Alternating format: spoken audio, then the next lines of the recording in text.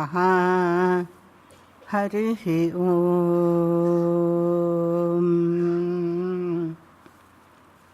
ಅಸತೋ ಮಾ ಸದ್ಗಮಯ ತಮಸೋ ಮಾ ಜ್ಯೋತಿರ್ಗಮಯ ಮೃತ್ಯೋರ್ಮಾ ಅಮೃತಂಗಮಯ. ಓಂ ಶಾಂತಿ ಶಾಂತಿ ಶಾಂತಿ. ಓಂ ಪೂರ್ಣಮದಃ ಪೂರ್ಣಮಿದಂ ಪೂರ್ಣಾತ್ ಪೂರ್ಣಮುದಚ್ಯತೆ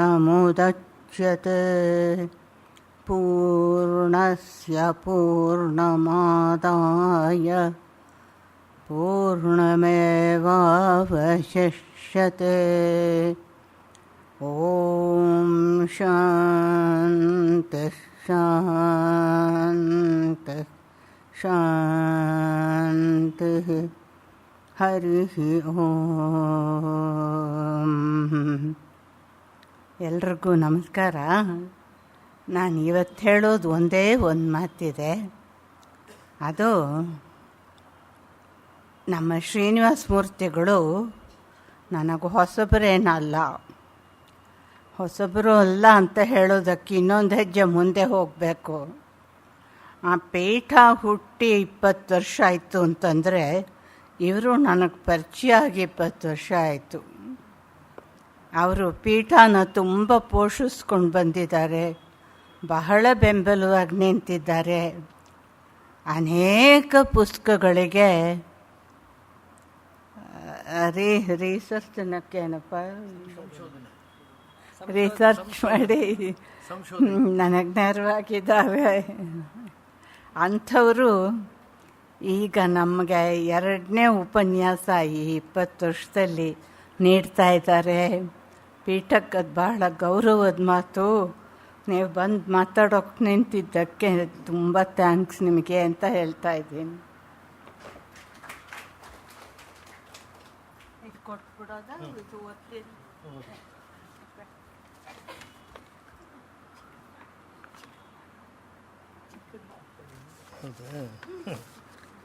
ಸಭೆಗೆ ನಮಸ್ಕಾರ. ಮಾಸ್ತಿ ಅಧ್ಯಯನ ಪೀಠ ಮತ್ತು ಮಾಸ್ತಿ ವೆಂಕಟೇಶ್ ಜೀವನ ಕಾರ್ಯಾಲಯ ಗೋಖಲೆ ಸಾರ್ವಜನಿಕ ವಿಚಾರ ಸಂಸ್ಥೆಯೊಂದಿಗೆ ಇಂದು ನಡೆಯುವಲ್ಲಿರುವ ಕಾರ್ಯಕ್ರಮದಲ್ಲಿ ಡಾಕ್ಟರ್ SL ಶ್ರೀನಿವಾಸ ಮೂರ್ತಿರವರು ಕನ್ನಡದ ಆದ್ಯ ವಿಜ್ಞಾನ ಲೇಖಕ ನಂಗಪುರಂ ವೆಂಕಟೇಶ ಅಯ್ಯಂಗಾರ್ ಎಂಬ ವಿಷಯದ ಬಗ್ಗೆ ಉಪನ್ಯಾಸ ನೀಡಲಿದ್ದಾರೆ. ಅವರಿಗೆ ಮಾಸ್ತಿ ಅಧ್ಯಯನ ಪೀಠ, ಮಾಸ್ತಿ ವೆಂಕಟೇಶ ಅಯ್ಯಂಗಾರ್ ಜೀವನ ಕಾರ್ಯಾಲಯ, ಗೋಖಲೆ ಸಾರ್ವಜನಿಕ ವಿಚಾರ ಸಂಸ್ಥೆ ಹಾಗೂ ತಮ್ಮೆಲ್ಲರ ಪರವಾಗಿ ಹೃತ್ಪೂರ್ವಕ ಸ್ವಾಗತವನ್ನು ಬಯಸ್ತೇನೆ. ಸಭೆಗೆ ಸಭಿಕರೇ ಒಂದು ಭೂಷಣ. ಹಾಗಾಗಿ ನೆರೆದಿರ್ತಕ್ಕಂಥ ತಮ್ಮೆಲ್ಲರಿಗೂ ಹಾರ್ದಿಕ ಸ್ವಾಗತವನ್ನು ಬಯಸ್ತೇನೆ. ಶ್ರೀಯುತ ಡಾಕ್ಟರ್ ಶ್ರೀನಿವಾಸ ಮೂರ್ತಿಯವರು ಬೆಂಗಳೂರಿನ ಬಸವನಗುಡಿಯಲ್ಲಿರುವ ವಿಜಯ ವಿಭಜಿತ ಪದವಿ ಪೂರ್ವ ಕಾಲೇಜಿನ ಕನ್ನಡ ವಿಭಾಗದ ಮುಖ್ಯಸ್ಥರು. ಅವರು ಸಸ್ಯ ಅಂಗಾಂಶ ಕೃಷಿ ಕ್ಷೇತ್ರದಲ್ಲಿ ಹಲವು ವರ್ಷಗಳ ಅನುಭವ, ಮೈಸೂರು ವಿಶ್ವವಿದ್ಯಾನಿಲಯದಿಂದ ಕನ್ನಡ MA ಹಾಗೂ ಕರ್ನಾಟಕ ರಾಜ್ಯ ಮುಕ್ತ ವಿಶ್ವವಿದ್ಯಾನಿಲಯದಿಂದ ಪತ್ರಿಕೋದ್ಯಮದಲ್ಲಿ ಸ್ನಾತಕೋತ್ತರ ಪದವಿ ಪಡೆದಿದ್ದಾರೆ. ಇವರು ಶಾಸನ ಪಿತಾಮಹ ಎಂದು ಪ್ರಸಿದ್ಧರಾಗಿದ್ದ ಬೆಂಜಮಿನ್ ಲೂಯಿ ರೈಸ್ ಅವರ ಜೀವನ ಮತ್ತು ಸಾಧನೆಯನ್ನು ಕುರಿತಂತೆ ರಚಿಸಿದ ಮಹಾಪ್ರಬಂಧಕ್ಕೆ ಬೆಂಗಳೂರು ವಿಶ್ವವಿದ್ಯಾಲಯದಿಂದ PhD ಪದವಿ, ಈ ಸಂಬಂಧವಾಗಿ ಆಕ್ಸ್ಫರ್ಡ್, ಕೇಂಬ್ರಿಡ್ಜ್, ಲಂಡನ್ ಮುಂತಾದ ವಿಶ್ವವಿದ್ಯಾನಿಲಯಗಳಿಗೆ ಭೇಟಿ ನೀಡಿ ಅಪರೂಪದ ದಾಖಲೆಗಳನ್ನು ಸಂಗ್ರಹಿಸಿದ್ದಾರೆ. ಡಾಕ್ಟರ್ ಶ್ರೀನಿವಾಸ ಹಾವನೂರರ ಒಡಗೂಡಿ ಹಾವೆಂ ಆಚಾರ್ಯರ ಸಮಗ್ರ ಬರಹಗಳ ಹಲವು ಸಂಪುಟಗಳನ್ನು ಸಂಪಾದಿಸಿದ್ದಾರೆ. ಸಂಶೋಧನೆ, ಕೃತಿ ಸಂಪಾದನೆ, ಪುಸ್ತಕ ವಿಮರ್ಶೆ, ಸಚಿತ್ರ ಲೇಖಕನ ಬರವಣಿಗೆಯಲ್ಲಿ ತಮ್ಮನ್ನು ತೊಡಗಿಸಿಕೊಂಡಿದ್ದಾರೆ. ಮಾಸ್ತಿ ಅಧ್ಯಯನ ಪೀಠದ ಗೌರವ ಸಂಶೋಧಕರಾಗಿ ಕಾರ್ಯನಿರ್ವಹಿಸುತ್ತಿರುವ ಡಾಕ್ಟರ್ ಮೂರ್ತಿಯವರು ಜ್ಞಾನಪೀಠ ಪ್ರಶಸ್ತಿ ವಿಜೇತ ಡಾಕ್ಟರ್ ಮಾಸ್ತಿ ವೆಂಕಟೇಶ ಅಯ್ಯಂಗಾರ್ ಅವರ ಕೃತಿಗಳಿಗೆ ಅಪರೂಪದ ಛಾಯಾಚಿತ್ರಗಳು, ದಾಖಲೆಗಳು ಮತ್ತಿತರ ಪೂರಕ ಸಾಮಗ್ರಿಗಳನ್ನು ಅಳವಡಿಸಿ ಪ್ರಕಟಿಸುವ ಕಾರ್ಯದಲ್ಲಿ ತೊಡಗಿದ್ದಾರೆ. ಇವರ PhD ಮಹಾಪ್ರಬಂಧವಾದ ಪುರಾತತ್ವ ಪಿತಾಮಹ ಕೃತಿಯನ್ನು ಕನ್ನಡ ಪುಸ್ತಕ ಪ್ರಾಧಿಕಾರವು ಪ್ರಕಟಿಸಿದೆ. ಸ್ವಪ್ನ ದಿವ್ಯ ದರ್ಶನ ಮಾಲೆಯಲ್ಲಿ ಪ್ರಕಟವಾಗಿರುವ ಶಿವಾಜಿ ಮತ್ತು ಕೌಟಿಲ್ಯ ಕೃತಿಗಳು ಹತ್ತಾರು ಬಾರಿ ಮರುಮುದ್ರಣಗೊಂಡಿವೆ ಅಲ್ಲದೆ ಇಂಗ್ಲಿಷ್ ಭಾಷೆಗೂ ಅನುವಾದಗೊಂಡಿದೆ. ಉದಯಭಾನು ಕಲಾ ಸಂಘದ ಸುವರ್ಣ ಸಾಧಕರು ಮಾಲೆಗಾಗಿ ನಾಡಿನ ಖ್ಯಾತ ಸಂಶೋಧಕರಾದ ಡಾಕ್ಟರ್ ಶ್ರೀನಿವಾಸ ಹಾವನೂರರ ಜೀವನ ಸಾಧನೆಗಳ ಕುರಿತಂತೆ ಶ್ರೀನಿವಾಸ ಹಾವನೂರ ಎಂಬ ಕೃತಿಯನ್ನು ರಚಿಸಿದ್ದಾರೆ. ಶತಾಯುಷಿ ನಾಡೋಜ ಡಾಕ್ಟರ್ ಪ್ರೊಫೆಸರ್ ಜಿ ವೆಂಕಟಸುಬ್ಬಯ್ಯ ಅವರ ಅಭಿನಂದನಾ ಗ್ರಂಥ ಶತನಮನ, ಖ್ಯಾತ ವಿಜ್ಞಾನ ಸಂವಹನಕಾರರಾದ ಪ್ರೊಫೆಸರ್ ಎಂ.ಆರ್. ನಾಗರಾಜು ಅವರ ಗೌರವ ಗ್ರಂಥ ಸರಸ ಸಂವಹನ, ಉದಯಭಾನು ಕಲಾ ಸಂಘದ ಸಾಧನೆಯ ವಿವರಣೆಗಳನ್ನೊಳಗೊಂಡ ಸುವರ್ಣಪಥ ಮುಂತಾದ ಕೃತಿಗಳನ್ನು ಶ್ರೀನಿವಾಸ ಮೂರ್ತಿಯವರು ಸಂಪಾದಿಸಿದ್ದಾರೆ. ಸಂಪದ ಪ್ರಕಾಶನ ಸಂಸ್ಥೆಗಾಗಿ ಇವರು ಸಿದ್ಧಪಡಿಸಿರುವ 8 ಭಾಗಗಳಲ್ಲಿ ಕನ್ನಡ ಸಂಪದ ಪಠ್ಯಪುಸ್ತಕ ಸರಣಿ ಬಹಳ ಜನಪ್ರಿಯವಾಗಿದೆ. ಕರ್ನಾಟಕ ಸಂಸ್ಕೃತ ವಿಶ್ವವಿದ್ಯಾಲಯದ ಪದವಿ ವಿದ್ಯಾರ್ಥಿಗಳಿಗೆಂದು ಕನ್ನಡ ಸಂಪ್ರೀತಿ ಮತ್ತು ಕನ್ನಡ ಸಂಭ್ರಮ ಎಂಬ 2 ಪಠ್ಯಪುಸ್ತಕಗಳನ್ನು ಸಂಕಲ್ಪಿಸಿದ್ದಾರೆ. ಹಾಗೂ ಕರ್ನಾಟಕ ರಾಜ್ಯ ಕಾನೂನು ವಿಶ್ವವಿದ್ಯಾಲಯದ ಪಠ್ಯಕ್ರಮಕ್ಕೆ ಅನುಗುಣವಾಗಿ ಕಾನೂನು ಕನ್ನಡ ಎಂಬ ಪಠ್ಯಪುಸ್ತಕವನ್ನು ರಚಿಸಿದ್ದಾರೆ. ಕಳೆದ 70 ವಾರಗಳಿಂದ ಪ್ರಜಾವಾಣಿ ಪತ್ರಿಕೆಯ ಪ್ರಜಾವಾಣಿ ಕ್ವಿಜ್ ವಿಭಾಗವನ್ನು ಶ್ರೀನಿವಾಸ ಮೂರ್ತಿಯವರು ನಿರ್ವಹಿಸ್ತಾ ಬಂದಿದ್ದಾರೆ. ಅವರನ್ನು ಇಂದು ಉಪನ್ಯಾಸ ಕಾರ್ಯಕ್ರಮವನ್ನು ಮುಂದುವರಿಸಬೇಕು ಅಂತ ಕೇಳ್ಕೊಳ್ತೀನಿ. ಅದಕ್ಕೆ ಮುಂಚೆ ನಮ್ಮ ಸಂಸ್ಥೆಯ ಪರವಾಗಿ ಗೌರವ ಸಮರ್ಪಣೆ.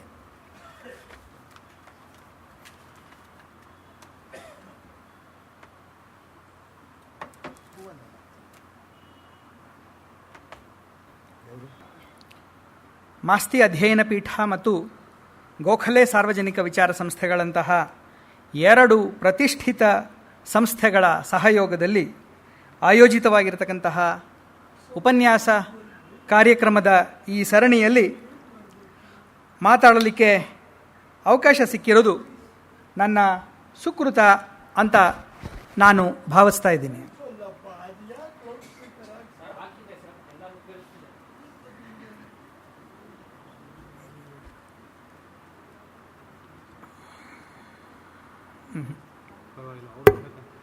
ಹೌದಾ? ಓಕೆ.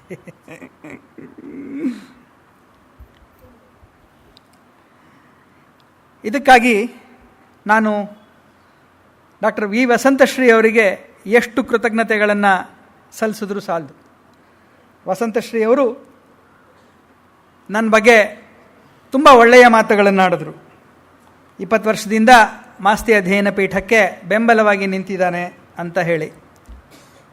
ಮಾಸ್ತಿಯವರಂತಹ ಹಿರಿಯ ಚೇತನದ ಜೊತೆಗೆ ನಮ್ಮ ಹೆಸರನ್ನು ಸೇರಿಸ್ಕೊಳ್ಳೋದಕ್ಕಿಂತ ದೊಡ್ಡ ಪುಣ್ಯ ಇನ್ನೇನಿದೆ.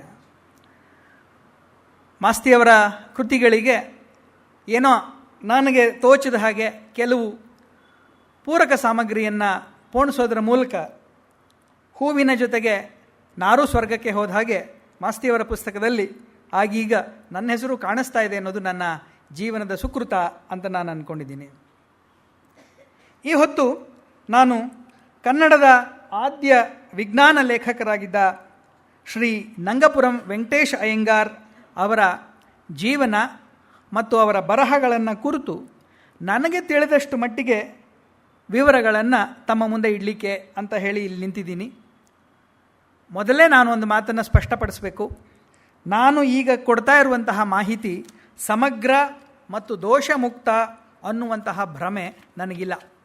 ಯಾಕೆಂತಂದರೆ ನಮ್ಮ ದುರಂತ ಏನು ಅಂತಂದರೆ ಕನ್ನಡದ ಎಷ್ಟೋ ಜನ ಹಿರಿಯ ಲೇಖಕರುಗಳ ಬಗ್ಗೆ ನಮಗೇನೂ ಮಾಹಿತಿ ಇಲ್ಲ. ಹಾಗಿದ್ದಾಗ ಒಂದೊಂದು ಹೂವಿನಿಂದ ಒಂದು ಚೂರು ಚೂರು ಮಧುವನ್ನು ತಂದು ಜೇನು ಹೇಗೆ ತನ್ನ ಗೂಡಿನಲ್ಲಿ ಜೇನನ್ನು ಒಟ್ಟು ಮಾಡುತ್ತೋ ಹಾಗೆ ಬಹುಶಃ ನಾವೆಲ್ಲರೂ ಸೇರಿ ನಮ್ಮ ಹಳೆಯ ತಲೆಮಾರಿನ ಲೇಖಕರುಗಳ ವಿವರಗಳನ್ನು ಒಟ್ಟು ಮಾಡಬೇಕು. ಆ ಹಿನ್ನೆಲೆಯಲ್ಲಿ ಇದು ನನ್ನ ಸಂಶೋಧನೆಯ ಆರಂಭ ಮಾತ್ರ. ತಮ್ಮೆಲ್ಲರ ಸಹಕಾರದಿಂದ ಇದನ್ನು ಇನ್ನಷ್ಟು ಮುಂದುವರಿಸಿ ಪರಿಪೂರ್ಣ ಮಾಡಬೇಕು ಅನ್ನುವಂಥ ಆಸಕ್ತಿ ಇದೆ. ಹಾಗಾಗಿ ಇದುವರೆಗೆ ನನಗೆ ಏನು ಮಾಹಿತಿ ಲಭ್ಯ ಇದೆ ಅದನ್ನು ಮಾತ್ರ ನಾನು ನಿಮ್ಮ ಜೊತೆಗೆ ಹಂಚ್ಕೋತಾ ಇದ್ದೀನಿ. ನನಗೆ ಗೊತ್ತಿದೆ ನನಗಿಂತ ಹೆಚ್ಚಿನ ಮಾಹಿತಿ ಬಹುಶಃ ತಮ್ಮಲ್ಲಿ ಎಷ್ಟೋ ಜನರ ಹತ್ರ ಇರ್ಬೋದು. ಡಾಕ್ಟರ್ ಶೈಲಜಾ ಅವರು ಇಲ್ಲಿ ಮುಂದೆ ಕೂತಿದ್ದಾರೆ. ಜವಾಹರ್ಲಾಲ್ ನೆಹರು ತಾರಾಲಯದ ಮುಖ್ಯಸ್ಥೆಯಾಗಿರುವಂಥವರು. ಅವರು ಈ ವಿಷಯಕ್ಕೆ ಸಂಬಂಧಪಟ್ಟಾಗೆ ಸಾಕಷ್ಟು ಅಧಿಕೃತವಾದಂತಹ ವಿಷಯಗಳನ್ನು ನನ್ನ ಜೊತೆಗೆ ಹಂಚಿಕೊಂಡಿದ್ದಾರೆ. ಇನ್ನೂ ಅವ್ರ ಜೊತೆಗೆ ಹೆಚ್ಚಿನ ವಿಷಯಗಳನ್ನು ತಿಳ್ಕೊಳ್ಳಿಕ್ಕೆ ನನಗಿದೆ. ಈ ವಿಷಯವನ್ನು ಆರಿಸ್ಕೊಳ್ಳಿಕ್ಕೆ ನನಗೆ ಇನ್ನೂ ಒಂದು ಕಾರಣ ಇದೆ. ಅದೇನು ಅಂತಂದರೆ, ಮಾಸ್ತಿ ಅವ್ರಿಗೂ ನಂಗಪುರಂ ವೆಂಕಟೇಶ್ ಅಯ್ಯಂಗಾರ್ ಅವ್ರಿಗೂ ಕೌಟುಂಬಿಕವಾಗಿ ಒಂದು ಸಂಬಂಧ ಇದೆ. ಇವರು ಎನ್ ವೆಂಕಟೇಶ್ ಅಯ್ಯಂಗಾರರು, ಅವರು ಎಂ ವೆಂಕಟೇಶ್ ಅಯ್ಯಂಗಾರರು. ಅಷ್ಟೇ ಅಲ್ಲ, ಕೌಟುಂಬಿಕವಾಗಿ ಕೂಡ ಅವರಿಗೆ ಸಂಬಂಧ ಇದೆ. ಮಾಸ್ತಿಯವರ ಶ್ರೀಮತಿ ಪಂಕಜಮ್ಮ ಮಾಸ್ತಿ ಯಾರಿದ್ದಾರೆ, ಅವರ ದೊಡ್ಡಪ್ಪನ ಮಗಳು ಅಂದರೆ ಅಕ್ಕ ಅಲಮೇಲಮ್ಮ ಅವರೇ ನಂಗಪುರಂ ವೆಂಕಟೇಶ್ ಅಯ್ಯಂಗಾರ್ ಅವರ ಶ್ರೀಮತಿಯವರು.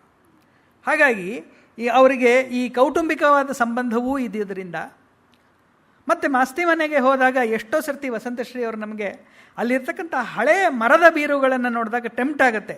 ಒಳ್ಳೆ ಟೀಕುಡ್ಡಿನ ಮರದ ಬೀರುಗಳದು. ಒಂದು ಸರ್ತಿ ಏನೋ ಮಾತು ಬಂದಾಗ, ಈ ಬೀರು ಎಲ್ಲ ನಂಗಪುರಂ ವೆಂಕಟೇಶ್ ಅಯ್ಯಂಗಾರ್ ಅವರ ಮನೆದು ಕಣೋ, ಮಾಸ್ತಿ ಅವರು ಇದನ್ನು ಕೊಂಡ್ಕೊಂಡ್ರು ನಂಗಪುರಂ ಅವ್ರ ಹತ್ರ ಅಂತ ಹೇಳಿದರು. ಅವತ್ತಿನಿಂದಲೂ ಇವರ ಕುಟುಂಬಕ್ಕೆ ಮತ್ತು ಆ ಕುಟುಂಬಕ್ಕೆ ಇದ್ದಂತಹ ಸಂಬಂಧ ಇತ್ಯಾದಿಗಳನ್ನು ಕುರಿತು ನಾನು ಚರ್ಚೆ ಮಾಡುವಾಗ ಇವರ ಬಗ್ಗೆ ಒಂದಷ್ಟು ಕೆಲಸ ಮಾಡಬೇಕು ಅನ್ನೋಂಥ ಆಸಕ್ತಿ ನನಗೆ ಬಂತು. ನನಗೆ ನಿಜ ಹೇಳಬೇಕು ಅಂತಂದರೆ, ಹೊಸಗನ್ನಡದಲ್ಲಿ ವಿಜ್ಞಾನ ಸಾಹಿತ್ಯದ ಉಗಮ ಮತ್ತು ವಿಕಾಸ ಹೇಗಾಯಿತು ಅನ್ನೋದ್ರ ಬಗ್ಗೆ ಒಂದು ಸ್ವಲ್ಪ ತಲೆ ಕೆಡಿಸ್ಕೊಂಡಿದ್ದೀನಿ. ಅದರ ಮೇಲೆ PhD ಮಾಡಬೇಕು ಅಂದ್ಕೊಂಡಿದ್ದೆ, ಆಗಲಿಲ್ಲ. ಆದರೂ ಇವತ್ತಿಗೂ ಅದರ ಮೇಲಿನ ಮೋಹ ಹೋಗಿಲ್ಲ. ಅದರ ಒಂದು ಭಾಗವಾಗಿ ನಾನು ಇದನ್ನು ಆರಿಸ್ಕೊಂಡೆ. ನಿಜ ಹೇಳಬೇಕು ಅಂದರೆ, ಕನ್ನಡ ಖಂಡಿತ ಪುಣ್ಯವಂತವಾದಂಥ ಭಾಷೆ. ಕಲೆ, ಸಾಹಿತ್ಯ, ಇತಿಹಾಸ ಮುಂತಾದ ಎಲ್ಲ ಕ್ಷೇತ್ರಗಳಲ್ಲಿ ಆಯಾಯ ಕ್ಷೇತ್ರಗಳ ತಜ್ಞರು ಸಾಹಿತ್ಯವನ್ನು ರಚನೆ ಮಾಡಿ ಕನ್ನಡದ ನುಡಿ ಸಂಪತ್ತನ್ನು ಹೆಚ್ಚಿಸಿದ್ದಾರೆ. ಬೇರೆ ಎಲ್ಲ ಕ್ಷೇತ್ರಗಳಿಗೆ ಹೇಳಿದ ಹಾಗೆ ವಿಜ್ಞಾನದ ಕ್ಷೇತ್ರದಲ್ಲೂ ಕೂಡ ಈ ಮಾತು ನಿಜ. ನಮ್ಮ ಹಳೆಯ ತಲೆಮಾರಿನಲ್ಲಿ ಶಿವರಾಮ್ ಕಾರಂತರು ಇರ್ಬೋದು, GT ನಾರಾಯಣರಾಯರು ಇರ್ಬೋದು, JR ಲಕ್ಷ್ಮಣರಾವ್, ಅಡ್ಯನಟ್ ಕೃಷ್ಣ ಭಟ್ರು, BGL ಸ್ವಾಮಿ ಮುಂತಾದಂತಹ ಅನೇಕ ಹಳೆಯ ತಲೆಮಾರಿನ ಜನ ವಿಜ್ಞಾನದಲ್ಲಿ ಕೆಲಸ ಮಾಡಿದ್ದನ್ನು ಈಗ ಹಿರಿಯ ಪೀಳಿಗೆಯ ಜನ ಜ್ಞಾಪಿಸ್ಕೋತಾರೆ ಇವತ್ತಿಗೂ. ಅದೇ ರೀತಿಯಲ್ಲಿ ಮಧ್ಯಮ ತಲೆಮಾರಿನ ಜನ ಅಂತ ಹೇಳಿ ನಾವು ತಕ್ಷಣ ಜ್ಞಾಪಿಸ್ಕೋಬೋದಾದಂಥವರು ನಾಗೇಶ್ ಹೆಗಡೆ ಅವರವರು, ಹಾಲ್ದೆ ಡೈರಿ ಸುಧೀಂದ್ರ, BS ಶೈಲಜಾ ಅವರು, MR ನಾಗರಾಜು, ಈ ಥರದವರು. ಅಷ್ಟ್ಯಾಕೆ ಇತ್ತೀಚಿನ ಜನ್ರೇಷನ್ಲಿ ಕೂಡ ರೋಹಿತ್ ಚಕ್ರತೀರ್ಥ, TG ಶ್ರೀನಿಧಿ ಮುಂತಾದಂಥ ಅನೇಕ ಯುವ ಪೀಳಿಗೆಯ ವಿಜ್ಞಾನ ಲೇಖಕರುಗಳಿದ್ದಾರೆ. ಬಹಳ ಬ್ಯೂಟಿಫುಲ್ ಆಗಿ ಕನ್ನಡದಲ್ಲಿ ವಿಜ್ಞಾನದ ಬರವಣಿಗೆಗಳನ್ನು ಮಾಡ್ತಾ ಇದ್ದಾರೆ. ಇಷ್ಟು ದೊಡ್ಡ ಪರಂಪರೆ ಇದೆಯಲ್ಲ ವಿಜ್ಞಾನ ಬರವಣಿಗೆ ಮತ್ತು ವಿಜ್ಞಾನವನ್ನು ಜನಪ್ರಿಯಗೊಳಿಸುವಂಥದ್ದು, ಪಾಪ್ಯುಲರೈಸೇಷನ್ ಆಫ್ ಸೈನ್ಸ್ ಅಂತ ನಾವೇನು ಹೇಳ್ತೀವಿ, ಈ ಕೆಲಸವನ್ನು ಇಷ್ಟು ಜನ ಮಾಡ್ತಾ ಇದ್ದಾರಲ್ಲ, ಈ ಕ್ಷೇತ್ರದ ಮೂಲ ಪುರುಷ ಅಂತ ನಾವು ಯಾರನ್ನು ಗುರುತಿಸ್ಬೋದು? ಆದ್ಯ ಅನ್ನುವಂತಹ ಗೌರವ ಸಲ್ಲಬೇಕಾದ್ದು ಯಾರಿಗೆ ಅನ್ನುವಂತಹ ಪ್ರಶ್ನೆ ಬಂದಾಗ, ಕೆಲವರು ಮೈಸೂರು ವಿಶ್ವವಿದ್ಯಾಲಯದಲ್ಲಿ ಪ್ರಾಧ್ಯಾಪಕರಾಗಿದ್ದಂಥ, ಸೆಂಟ್ರಲ್ ಕಾಲೇಜಿನಲ್ಲಿ ವಿಜ್ಞಾನ ಭೌತಶಾಸ್ತ್ರ ವಿಭಾಗದ ಮುಖ್ಯಸ್ಥರಾಗಿದ್ದಂಥ RL ನರಸಿಂಹಯ್ಯ, ಇವರು ಹುಟ್ಟಿದ್ದು 1902ರಲ್ಲಿ, ತೀರ್ಕೊಂಡಿದ್ದು 1969ರಲ್ಲಿ. ಅವರಿಂದ ಕನ್ನಡ ವಿಜ್ಞಾನ ಸಾಹಿತ್ಯ ಪ್ರವರ್ಧಮಾನಕ್ಕೆ ಬಂತು ಅಂತಾರೆ. ಆದರೆ ನಿಜವಾಗಿ ನೋಡಿದ್ರೆ ಯಾಕೋ ನಮ್ಮ ಸೀಕ್ರೆಟ್ ಉಳಿಯಲ್ಲ ಅಂತ ಕಾಣುತ್ತೆ. ನಿಜ ಹೇಳಬೇಕು ಅಂತಂದರೆ RL ನರಸಿಂಹಯ್ಯನವರಿಗಿಂತ ಈ ಗೌರವ ಸಲ್ಲಬೇಕಾಗಿರೋದು, ಈ ಮನ್ನಣೆ ಸಲ್ಲಬೇಕಾಗಿರೋದು ನರಸಿಂಹಯ್ಯನವರಿಗಿಂತ ಸುಮಾರು 30 ವರ್ಷಗಳಿಗಷ್ಟು ಹಿರಿಯರಾದಂತಹ ನಂಗಪುರಂ ವೆಂಕಟೇಶ ಅಯ್ಯಂಗಾರ್ ಅವರಿಗೆ. 30 ವರ್ಷ ಹಿರಿಯರು ಅಂತ ನೀವು ಹೇಗೆ ಹೇಳ್ತೀರಿ ಅಂತ ನನ್ನ ಕೇಳಿದ್ರೆ ನಿಜವಾಗ್ಲೂ ಗೊತ್ತಿಲ್ಲ. ಯಾಕೆಂದರೆ ನಂಗಪುರಂ ಯಾವಾಗ ಹುಟ್ಟಿದ್ರೋ ಅಂದಾಜಿಲ್ಲ ನಮಗೆ. ನರಸಿಂಹಯ್ಯನವರು ಹುಟ್ಟಿದ್ದು 1902ರಲ್ಲಿ. ನಂಗಪುರಂ ಅವರ ಜನನದ ದಿನಾಂಕ ನಮಗೆ ಗೊತ್ತಿಲ್ಲ. ಆದರೆ ಅವರು BA ಪದವಿಯನ್ನು ಪಡ್ಕೊಂಡಿದ್ದು 1887ನೇ ಇಸ್ವಿಯಲ್ಲಿ ಅನ್ನೋದು ಕನ್ಫರ್ಮ್ ಆಗುತ್ತು. ಅಂದರೆ ಆ ವೇಳೆಗೆ ಸಾಧಾರಣ 19-20 ವರ್ಷ ಅವ್ರಿಗಾಗಿತ್ತು ಅಂತ ನಾವು ಅಂದಾಜು ಮಾಡಿಕೊಂಡ್ರೆ ಅವರ ಜನನ ಸುಮಾರು 1868ರ ಆಸುಪಾಸಿನಲ್ಲಿ ಇರ್ಬೋದು ಅಂತ ಅನ್ಕೋಬೋದು. ಆ ಲೆಕ್ಕದಿಂದ ನೋಡಿದ್ರೆ ನಂಗಪುರಂ ಅವರು RL ನರಸಿಂಹಯ್ಯನವರಿಗಿಂತ ಸುಮಾರು 30 ವರ್ಷಕ್ಕೆ ದೊಡ್ಡವರು ಅಂತ ಹೇಳಿ ಕಾಣುತ್ತೆ. ಸರಿ, ನಂಗಪುರಂ ಅವ್ರನ್ನ ಕನ್ನಡದ ಆದ್ಯ ವಿಜ್ಞಾನ ಲೇಖಕ ಅಂತ ಹೇಳಿ ಕರೆಯೋದಾದರೆ ಅದಕ್ಕೆ ಮುಂಚೆ ಕನ್ನಡದಲ್ಲಿ, ಅದರಲ್ಲೂ ಹೊಸಗನ್ನಡದಲ್ಲಿ ವಿಜ್ಞಾನ ಸಾಹಿತ್ಯ ಇರಲಿಲ್ವಾ ಅನ್ನುವಂತಹ ಪ್ರಶ್ನೆ ಬರುತ್ತೆ. ಆ ಪ್ರಶ್ನೆಗೆ ಕುತೂಹಲದ ಪ್ರಶ್ನೆ ಇದು. ಸುಮ್ಮನೆ ಕ್ಯೂರಿಯಾಸಿಟಿಗೆ ಇದರ ಮೇಲೆ ಹುಡುಕ್ತಾ ಹೋದಾಗ ಕೆಲವು ಅಪರೂಪದ ವಿಷಯಗಳು ನನಗೆ ಗೊತ್ತಾಯಿತು, ಅದನ್ನು ನಿಮ್ಮ ಕುತೂಹಲಕ್ಕೆ ಅಂತ ಹೇಳಿ ತೋರಿಸ್ತಾ ಇದ್ದೀನಿ. ಈ ದೃಶ್ಯವನ್ನು ನೋಡಿ. ಇದು ಬೆಳಗಾವಿನಿಂದ ಪಬ್ಲಿಷ್ ಆಗ್ತಾ ಇದ್ದಂತಹ ಒಂದು ಪುಸ್ತಕ, ಕನ್ನಡ ಜ್ಞಾನಬೋಧಕವು ಅಂತ ಹೇಳಿ. ಇದರ ಎಡಿಟರ್ ಆಗಿದ್ದಂಥವರು ವೆಂಕಟರಂಗೋಕಟ್ಟಿ ಅನ್ನುವಂತಹ ಒಬ್ಬ ಅಧ್ಯಾಪಕರು. ಈ ವೆಂಕಟರಂಗೋಕಟ್ಟಿ ಅವರು ಎಡಿಟ್ ಮಾಡಿದಂಥ 1862 ಇಸ್ವಿಯಲ್ಲಿ ಪಬ್ಲಿಷ್ ಆದಂತಹ ಪುಸ್ತಕ ಇದು. ಅಂದರೆ ನಂಗಪುರಂ ಅವರು ಹುಟ್ಟಕ್ಕೆ ಮುನ್ನ ಪಬ್ಲಿಷ್ ಆಗಿದಂತಹ ಪುಸ್ತಕ ಇದು. ಅದರಲ್ಲಿ ನೀವು ನೋಡಿ, ವಿದ್ಯುಚ್ಛಾಸ್ತ್ರವು ಅನ್ನುವಂಥ ಒಂದು ಲೇಖನ ಇದೆ. ಅದರಲ್ಲಿ ಎಲೆಕ್ಟ್ರಿಸಿಟಿಗೆ ಸಂಬಂಧಪಟ್ಟಾಗೆ ಇರುವಂಥ ಪುಸ್ತಕ, ಇರುವಂಥ ಲೇಖನ ಇದು. ನಿಮಗೆ ಹೇಳಿದ್ರೆ ಆಶ್ಚರ್ಯ ಆಗ್ಬೋದು. ಈ ಪುಸ್ತಕ ಕಲ್ಲಚ್ಚಿನಲ್ಲಿ ಪ್ರಿಂಟ್ ಆಗಿರುತ್ತೆ, ಲಿಥೋಗ್ರಾಫ್ನಲ್ಲಿ ಪ್ರಿಂಟ್ ಆಗಿರುವಂತಹ ಪುಸ್ತಕ. 1862 ವೇಳೆಗೆ ವಿಜ್ಞಾನಕ್ಕೆ ಸಂಬಂಧಪಟ್ಟಂಥ ಒಂದು ಲೇಖನ ಇಲ್ಲಿ ನೀವು ನೋಡ್ತೀರಿ. ಅದು ಫಿಸಿಕಲ್ ಸೈನ್ಸ್ ಆದರೆ ಇದು ಬಯೋಸೈನ್ಸ್. ರೈನೋಸಾರಸ್ ಎಂಬ ಹೆಸರಿನ ಖಡ್ಗಮೃಗವು ಅನ್ನುವಂಥದ್ದು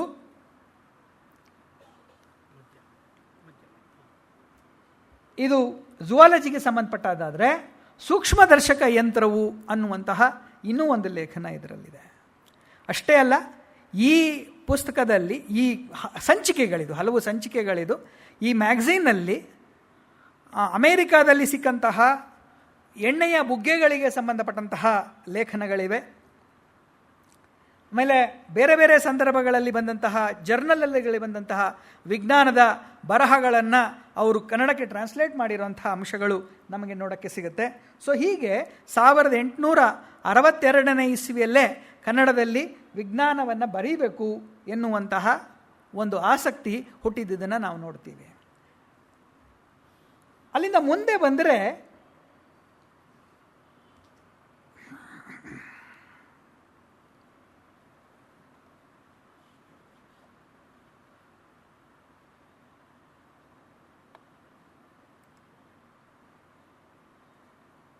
ಏನಾಯ್ತು ಇದಕ್ಕೆ,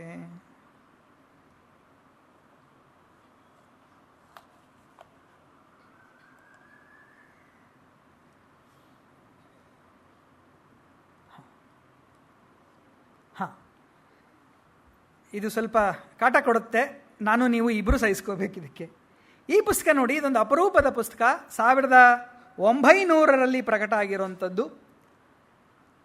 ಆಕೃತಿ ಮತ್ತು ಬಣ್ಣ ಇವುಗಳನ್ನು ಕುರಿತು ಸರಳ ಪಾಠಗಳು ಅಂತ. ಆ್ಯಕ್ಚುಲಿ ಇದು ಟೆಕ್ಸ್ಟ್ ಬುಕ್ನ ರೂಪದ ಪುಸ್ತಕ ಅಲ್ಲ. ಸರಳ ಪಾಠಗಳು ಅಂದರೂ ಕೂಡ ಇದು ಟೆಕ್ಸ್ಟ್ ಬುಕ್ನ ರೂಪದ ಪುಸ್ತಕ ಅಲ್ಲ. ಇದು ಪ್ರಕಟ ಆಗಿರೋದು 1900ರಲ್ಲಿ. ಈ ಪುಸ್ತಕವನ್ನು ಬರೆದಿರೋರಂಥವರು ಆರ್ ನರಸಿಂಹಾಚಾರ್ಯ ಅನ್ನೋಂಥವ್ರು. ಬಹುಶಃ ಕನ್ನಡ ಸಾಹಿತ್ಯದ ಇತಿಹಾಸವನ್ನು ಬಲ್ಲಂಥವ್ರಿಗೆ ಆರ್ ನರಸಿಂಹಾಚಾರ್ಯರ ಹೆಸರು ಬಹಳ ಪರಿಚಿತವಾಗಿರುವಂಥದ್ದು. ಆರ್ ನರಸಿಂಹಾಚಾರ್ಯರು ವಿಜ್ಞಾನದ ಲೇಖಕರಾಗಿ ಪರಿಚಿತರಾದಂಥವರಲ್ಲ.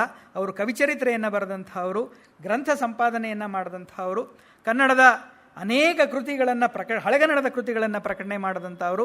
ಬಿ ಎಲ್ ರೈಸರ ನಂತರ ಕರ್ನಾಟಕದ ಮೈಸೂರು ಸಂಸ್ಥಾನದ ಆರ್ಕಿಯಾಲಜಿ ಡಿಪಾರ್ಟ್ಮೆಂಟ್ನ ಹೆಡ್ ಆಗಿದ್ದವರು. ಹಾಗಿದ್ದರೆ ಈ ಥರದ ಇನ್ನೂ ಕೆಲವು ಉದಾಹರಣೆಗಳನ್ನು ನಾವು ನೋಡ್ಬೋದು, ಕೆಲವಾದರೂ ಉದಾಹರಣೆಗಳು ಸಿಗುತ್ತೆ. ಹಾಗಿದ್ರೆ ಇವ್ರನ್ನ ಯಾರನ್ನೂ ನಾವು ಯಾಕೆ ಆದ್ಯ ವಿಜ್ಞಾನ ಲೇಖಕರ ಅಂತ ಕರೆಯೋಕ್ಕಾಗಲ್ಲ ಅಥವಾ ಕನ್ಸಿಡರ್ ಮಾಡಿಲ್ಲ ಅಂತಂದರೆ, ವೆಂಕಟರಂಗೋಕಟ್ಟಿಯವರಾಗಲಿ ಅಥವಾ ಆರ್ ನರಸಿಂಹಾಚಾರ್ಯರಾಗಲಿ ಇದನ್ನು ವೈಯಕ್ತಿಕ ಆಸಕ್ತಿಯ ವಿಷಯವಾಗಿ ಇಟ್ಕೊಂಡು ಕೆಲಸ ಮಾಡಿದ್ರೆ ಹೊರತು, ಮಿಷನರಿ ಝೀಲ್ ಅಂತ ನಾವೇನು ಹೇಳ್ತೀವಿ, ಈ ಕ್ಷೇತ್ರದಲ್ಲಿ ಕೆಲಸ ಮಾಡಬೇಕು, ಈ ಕ್ಷೇತ್ರವನ್ನು ಒಂದು ಘಟ್ಟಕ್ಕೆ ತೊಗೊಂಡೋಗಬೇಕು ಅನ್ನೋಂಥ ಉದ್ದೇಶದಿಂದ ಮಾಡಿದವರಲ್ಲ. ಕಟ್ಟಿಯವರು ಶಿಕ್ಷಕರಾದರು, ಗೆಸ್ಟಿಯರ್ ಬರೆದರು. ಆರ್ ನರಸಿಂಹಾಚಾರ್ಯರು ಆರ್ಕಿಯಾಲಜಿಸ್ಟ್ ಆದರು. ಆದರೆ ನಂಗಪುರಂ ವೆಂಕಟೇಶ್ ಅಯ್ಯಂಗಾರ್ ಅವರು ಒಂದು ವ್ರತದ ಹಾಗೆ ವಿಜ್ಞಾನದ ಪ್ರಚಾರವನ್ನು ಅವರು ಮಾಡಿದರು.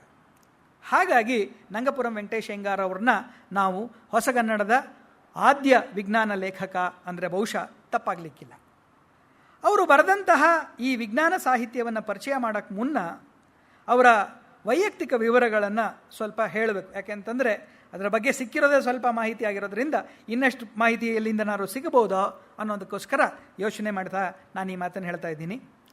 ಈ ಮಾಹಿತಿಯನ್ನು ಸಂಗ್ರಹಿಸೋ ಸಲುವಾಗಿ ನಾನು ಮಾಡಿರುವ ಸರ್ಕಸ್ ಅಷ್ಟಿಷ್ಟಲ್ಲ ಅಂತಂತ ನಾನು ನಿಮಗೆ ಮೊದಲಿಗೆ ಹೇಳಬೇಕು. ಅವರ ಹೆಸರಿನ ಮುಂದೆ ಇರುವಂತಹ ನಂಗಪುರಂ ಒಂದು ಊರಿನ ಹೆಸರು ಅನ್ನೋದು ಗೊತ್ತಾಗ್ತಾ ಇದೆ. ಸಹಜವಾಗಿ ಪ್ರಶ್ನೆ ಬರುತ್ತೆ, ಎಲ್ಲಿದೆ ಈ ನಂಗಪುರಂ?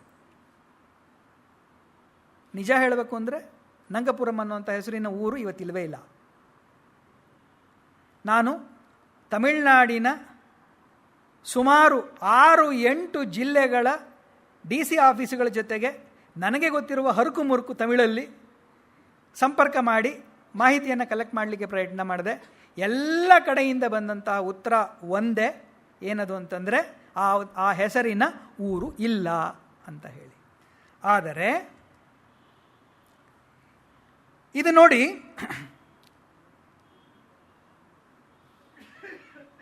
ಲೂಯಿ ಮೂರೆ ಅನ್ನುವಂತಹ ಬರೆದಂತಹ ಒಂದು ಹಳೆಯ ಗೆಜೆಟಿಯರ್ ಇದೆ. ಆ ಗೆಜೆಟಿಯರ್ನಲ್ಲಿ ನಂಗಪುರಂ ಅನ್ನುವಂತಹ ಹೆಸರಿನ ಪ್ರಸ್ತಾಪ ಇದೆ. ಸೊ ಹಾಗಾಗಿ ಒಂದು ಊರು ಇದ್ದಿರಬೇಕು. ಈಗ ಎಲ್ಲಿದೆ ಅನ್ನುವಂತಹ ಪ್ರಶ್ನೆಗೆ ತಿರುಚನಾಪಳ್ಳಿಯಿಂದ ಸುಮಾರು 18 ಕಿಲೋಮೀಟರ್ ದೂರದಲ್ಲಿರುವ, ಈಗ ಪ್ರಸ್ತುತ ಕರೂರು ಡಿಸ್ಟ್ರಿಕ್ಟಲ್ಲಿರುವಂತಹ ನಂಗವರಂ ಅನ್ನುವಂಥದ್ದೇ ಹಿಂದಿನ ನಂಗಪುರಂ ಅನ್ನುವಂಥದ್ದು ಈಗ ಸದ್ಯಕ್ಕೆ ತಿಳಿದು ಬಂದಿರುವಂತಹ ಮಾಹಿತಿ. ಬಹುಶಃ 19ನೇ ಶತಮಾನದ ಆದಿಭಾಗದ ವೇಳೆಗೆ ಈ ಕುಟುಂಬ ತಮಿಳುನಾಡಿನಿಂದ ಮೈಸೂರು ಪ್ರಾಂತ್ಯಕ್ಕೆ ಬಂದಿದ್ದಾರೆ ಅಂತ ಹೇಳಿ ನಾವು ಅನ್ಕೋಬಹುದು. ನಂಗಪುರಂ ಅವರು ಹುಟ್ಟಿದ್ದು ಇತ್ಯಾದಿಗಳೆಲ್ಲ ಮೈಸೂರಿನಲ್ಲಿ, ಹಾಗಾಗಿ ಅವರ ಪೂರ್ವಿಕರು ಕನ್ನಡ ನಾಡಿಗೆ ಬಂದರು ಅಂತ ಹೇಳಿ ನಾವು ಅನ್ಕೋಬೋದು. ನಂಗಪುರಂ ಅವರು ತೀರಿ ಹೋಗಿದ್ದು 1942 ಫೆಬ್ರವರಿ 11ನೇ ತಾರೀಕು. ಅದಾದ ಮೇಲೆ ಪ್ರಸಿದ್ಧ ವಿಜ್ಞಾನ ಪತ್ರಿಕೆಯಾದಂತಹ ಕರೆಂಟ್ ಸೈನ್ಸ್ನಲ್ಲಿ ಇವರ ಬಗ್ಗೆ ಒಂದು ಒಬೆಚುರಿ ಬಂತು. ಅದನ್ನು ಬರೆದವರು BV ಅನ್ನುವಂತಹ ಇನ್ಷಿಯಲಲ್ಲಿ ಬರೆದಿದ್ದಾರೆ. ಬಹುಶಃ ಅವರು ಬೆಳ್ಳಾವೆ ವೆಂಕಟನಾರಾಯಣಪ್ಪನವರು ಅಂತ ಕಾಣುತ್ತೆ. ನಂಗಪುರಂ ಅವರ ಶಿಷ್ಯರು ಮತ್ತು ಅವರ ನಂತರ ಸಹೋದ್ಯೋಗಿಯಾದಂಥವರು. ಅಲ್ಲಿ ಬರೆದಂತೆ ಕೆಲವು ಮಾಹಿತಿ ನಮಗೆ ಅಲ್ಲಿ ಸಿಗುತ್ತೆ. ಅದರ ಪ್ರಕಾರ ನಾ ಮೊದಲೇ ಹೇಳಿದ ಹಾಗೆ 1887ನೇ ಇಸ್ವಿಯಲ್ಲಿ ನಂಗಪುರಂ ಅವರು ಸೆಂಟ್ರಲ್ ಕಾಲೇಜಲ್ಲಿ BA ಪದವಿಯನ್ನು ಪಡೆದರು. ಕೇವಲ ಬರೀ BA ಪದವಿಯನ್ನು ಮಾತ್ರ ಪಡೆಯಲಿಲ್ಲ, ರೇಷ್ಮೆ ಸೀರೆಗಳಿಗೆ ಪ್ರಸಿದ್ಧವಾದಂತಹ ಆರಣಿ ಅನ್ನುವಂತಹ ಜಾಗ ಏನಿದೆ, ಈ ತಮಿಳುನಾಡಿನ ಆರಣಿ ಅನ್ನುವಂಥ ಸ್ಥಳದಲ್ಲಿ ಇದ್ದಂತಹ ಒಬ್ಬ ಜಹಗೀರ್ದಾರರು 1877ರಲ್ಲಿ ಒಂದು ಚಿನ್ನದ ಪದಕವನ್ನು ಸ್ಥಾಪಿಸಿದರು. ಆ ಚಿನ್ನದ ಪದಕದ ಅಪರೂಪದ ಚಿತ್ರ ನೋಡಲಿಕ್ಕೆ ನಮಗೆ ಸಿಗುತ್ತೆ. ಅದರ ಡೀಟೇಲ್ಸು ಇತ್ಯಾದಿಗಳು ಕೂಡ ಇದೆ. ಈ ಚಿನ್ನದ ಪದಕವನ್ನು ಗಳಿಸಿದ ಮೊದಲ ಕನ್ನಡಿಗ ನಂಗಪುರಂ ವೆಂಕಟೇಶ ಅಯ್ಯಂಗಾರ್. 1936ನೇ ಇಸ್ವಿಯಲ್ಲಿ ಈ ಪದಕವನ್ನು ಕೊಡುವಂಥ ಪದ್ಧತಿಯನ್ನು ನಿಲ್ಲಿಸ್ಬಿಟ್ರಂತೆ. ನಿಮಗೆ ಆಶ್ಚರ್ಯ ಆಗ್ಬೋದು, ಈ ಪದಕವನ್ನು ಆಮೇಲೆ ಪಡ್ಕೊಂಡವ್ರು ಯಾರ್ಯಾರಿದ್ದಾರೆ ಅಂತ ನಾನು ಸುಮ್ಮನೆ ಅದು ಒಂದು ಇನ್ಕಂಪ್ಲೀಟ್ ಪಟ್ಟಿ ಇದೆ, ಆ ಪಟ್ಟಿಯನ್ನು ಚೆಕ್ ಮಾಡ್ತಾ ಇದ್ದೆ. ನನಗೆ ಮೈ ರೋಮಾಂಚನ ಆಯಿತು. ಯಾಕೆ ಅಂತಂದರೆ 1905ನೇ ಇಸ್ವಿಯಲ್ಲಿ ಈ ಪದಕ CV ರಾಮನ್ ಅವ್ರಿಗೆ ಬಂದಿದೆ. 1930ರಲ್ಲಿ ಈ ಪದಕ S ಚಂದ್ರಶೇಖರ್ ಅವರಿಗೆ ಬಂದಿದೆ. ಚಂದ್ರಶೇಖರ್ ಲಿಮಿಟ್ನ ಚಂದ್ರಶೇಖರ್ ಅವರಿಗೆ ಬಂದಿದೆ. ರಾಮನ್ ಅವರು ಪಡ್ಕೊಂಡಂಥ, ಚಂದ್ರಶೇಖರ್ ಅವರು ಪಡ್ಕೊಂಡಂತಹ ಪದಕ ಏನಿದೆ ಅದನ್ನು 1887ರಷ್ಟು ಹಿಂದೆಯೇ ಪಡ್ಕೊಂಡಂತಹ ಬಹುಶಃ ವಿಜ್ಞಾನದ ಮೇರು ಶಿಖರ ಅಂತ ಹೇಳಬಹುದಾದಂಥ ವ್ಯಕ್ತಿ ನಂಗಪುರಂ ವೆಂಕಟೇಶ ಅಯ್ಯಂಗಾರ್. ಇದು 2 ಪದಕ ಕೊಡ್ತಾ ಇದ್ರಂತೆ, ಒಂದು ಫಿಸಿಕ್ಸ್ಗೆ, ಒಂದು ಕೆಮಿಸ್ಟ್ರಿಗೆ. ಅದರಲ್ಲಿ ಫಿಸಿಕ್ಸ್ಗೆ ನಂಗಪುರಂ ವೆಂಕಟೇಶ ಅಯ್ಯಂಗಾರ್ ಇದನ್ನು ಪಡ್ಕೊಂಡ್ರು. 1887 ಇಸ್ವಿಯಲ್ಲಿ ಅವರು BA ಪಾಸಾದ ತಕ್ಷಣವೇ ಅವರಿಗೆ ಸೆಂಟ್ರಲ್ ಕಾಲೇಜಿನಲ್ಲಿ, ಇದು ಸೆಂಟ್ರಲ್ ಕಾಲೇಜಿನ ಒಂದು ಅತ್ಯಂತ ಹಳೆಯ ಅವೈಲಬಲ್ ಫೋಟೋಗ್ರಾಫ್. ಇದು ಈ ತರಹದ ದೃಶ್ಯ ನಮಗೆ ನೋಡೋದು ಬಹಳ ಕಷ್ಟ.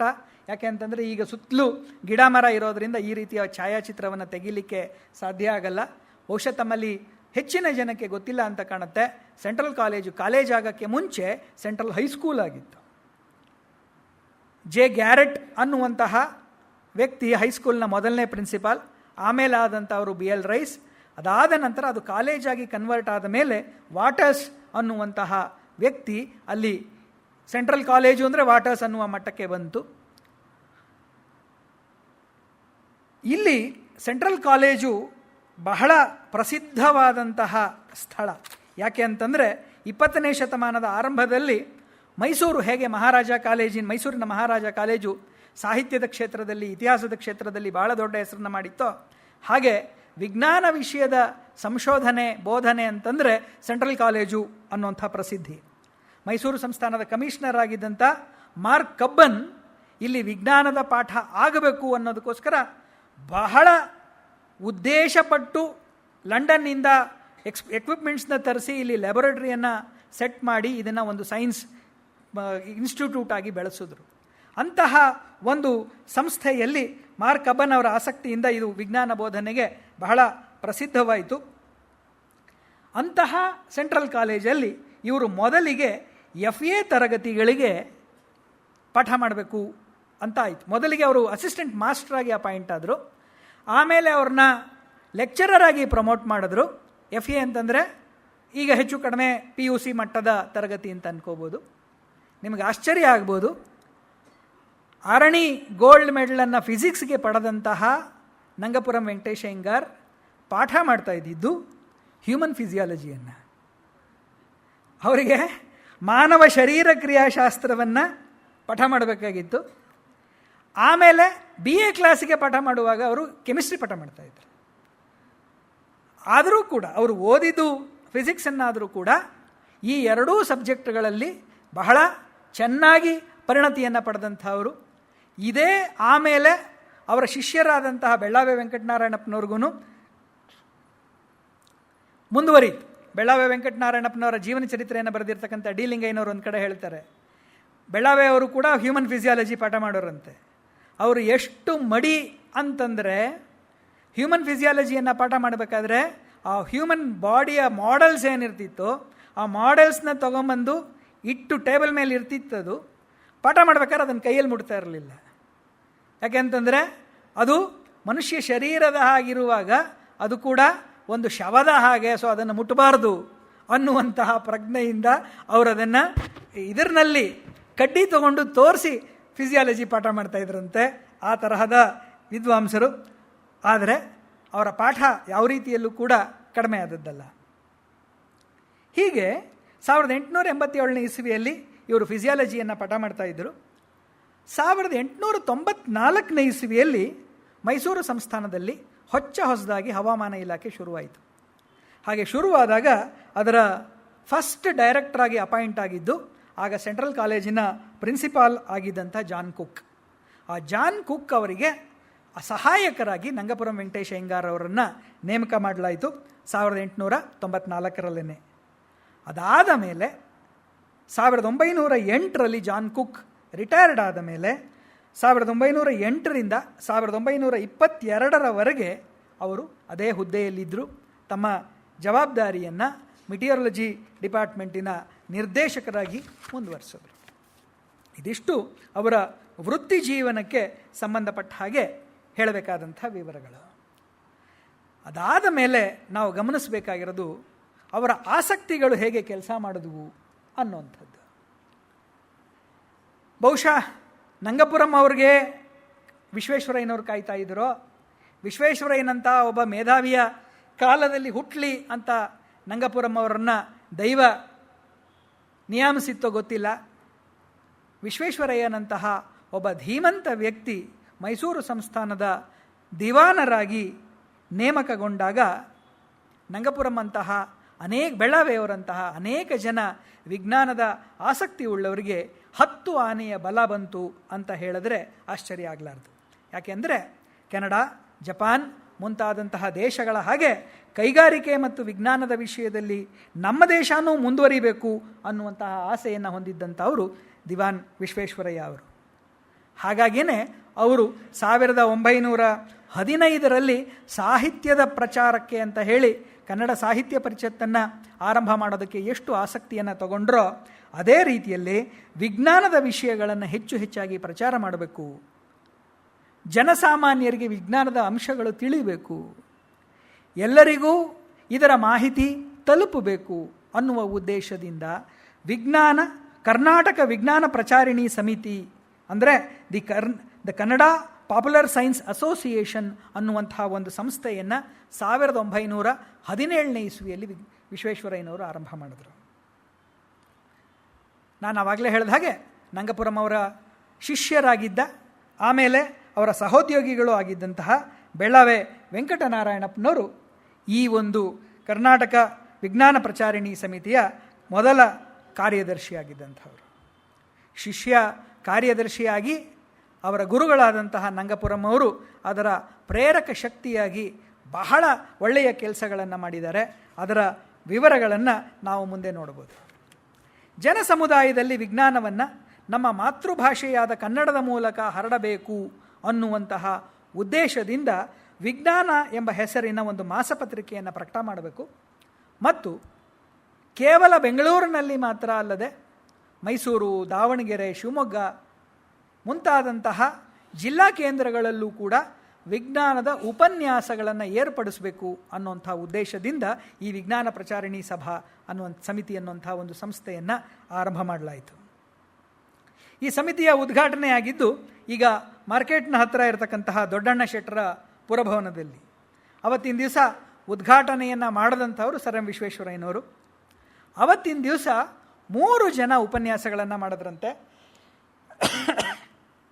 ವೆಂಕಟನಾರಾಯಣಪ್ಪನವರು ಭೌತಶಾಸ್ತ್ರ ಅನ್ನುವ ವಿಷಯದ ಬಗ್ಗೆ, ನಂಗಪುರಂ ವೆಂಕಟೇಶ ಅಯ್ಯಂಗಾರರು ಖಗೋಳಶಾಸ್ತ್ರ ಅನ್ನುವ ವಿಷಯದ ಬಗ್ಗೆ ಮತ್ತು ವೈ ಕೆ ರಾಮಚಂದ್ರ ರಾವ್ ಅನ್ನುವಂಥವರು ಗೃಹ ರಚನೆಯ ವಾಸ್ತುಶಿಲ್ಪ, ಈ 3 ವಿಷಯಗಳ ಬಗ್ಗೆ ಭಾಷಣಗಳನ್ನು ಮಾಡಿದ್ರು.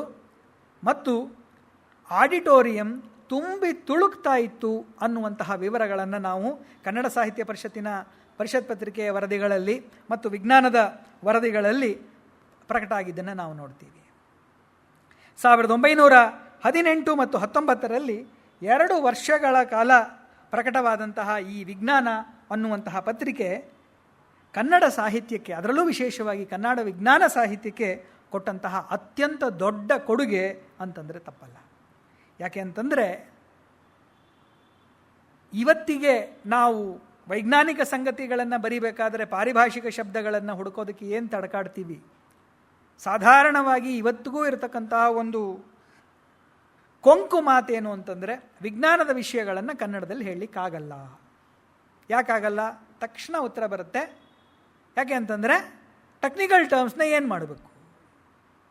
ಟೆಕ್ನಿಕಲ್ ಟರ್ಮ್ಸ್ನ ಮಾಡೋದು ತುಂಬ ಕಷ್ಟ, ಹಾಗಾಗಿ ಮಾಡಲಿಕ್ಕೆ ಸಾಧ್ಯ ಇಲ್ಲ. ಅದಕ್ಕೆ ಪರಿಹಾರ ಉಪಾಯಗಳಿಲ್ವಾ? ಇದೆ. ಬಳಸ್ಕೋತೀವಾ? ಬಳಸ್ಕೊಳ್ಳೋದು ಅಷ್ಟೇ. ಇದಕ್ಕೆ ಸಂಬಂಧಪಟ್ಟಾಗೆ ಒಂದು ಘಟನೆ ನನಗೆ ನೆನಪಿಗೆ ಬರುತ್ತೆ. ನಾನು ಇಂಡೋ ಅಮೇರಿಕನ್ ಹೈಬ್ರಿಡ್ ಸೀಡ್ಸ್ ಅನ್ನುವಂತಹ ಒಂದು ಟಿಶ್ಯೂ ಕಲ್ಚರ್ ಲ್ಯಾಬೊರೇಟರಿಯಲ್ಲಿ ಕೆಲಸ ಮಾಡುವಾಗ ನನಗೆ ಒಬ್ಬರು ಮಲಯಾಳಿ ಬಾಸ್ ಇದ್ದರು, ನಬಾಸ್ ಖಾನ್ ಅಂತ. ಒಂದು ದಿವಸ ಏನೋ ನಾನು ಅವರು ಹೀಗೆ ಮಾತಾಡ್ತಾ ಇದ್ವಿ, ಸೆಕೆ ಆಗ್ತಾ ಇತ್ತು. ನಮ್ಮ ಅಟೆಂಡರ್ ಬಂದ, ಅವನಿಗೆ ಹೇಳಿದೆ ಫ್ಯಾನ್ ಸ್ವಿಚ್ ಹಾಕಪ್ಪ ಸ್ವಲ್ಪ ಅಂತ. ಅವರು ಮಾತಾಡ್ತಾ ಇದ್ದವರು, ಏನು ನೀವು ಕನ್ನಡದವರು ಇಷ್ಟೊಂದು ಇಂಗ್ಲೀಷ್ ಬಳಸ್ತೀರಿ ಕನ್ನಡದಲ್ಲಿ ಅಂತ. ನಾನು ಹೇಳಿದೆ, ನಾನೇನು ಇಂಗ್ಲೀಷ್ ಬಳಸ್ದೆ? ಸ್ವಿಚ್ ಅಲ್ಲಿಲ್ವ ನೀನು ಇವಾಗ ಅಂತ.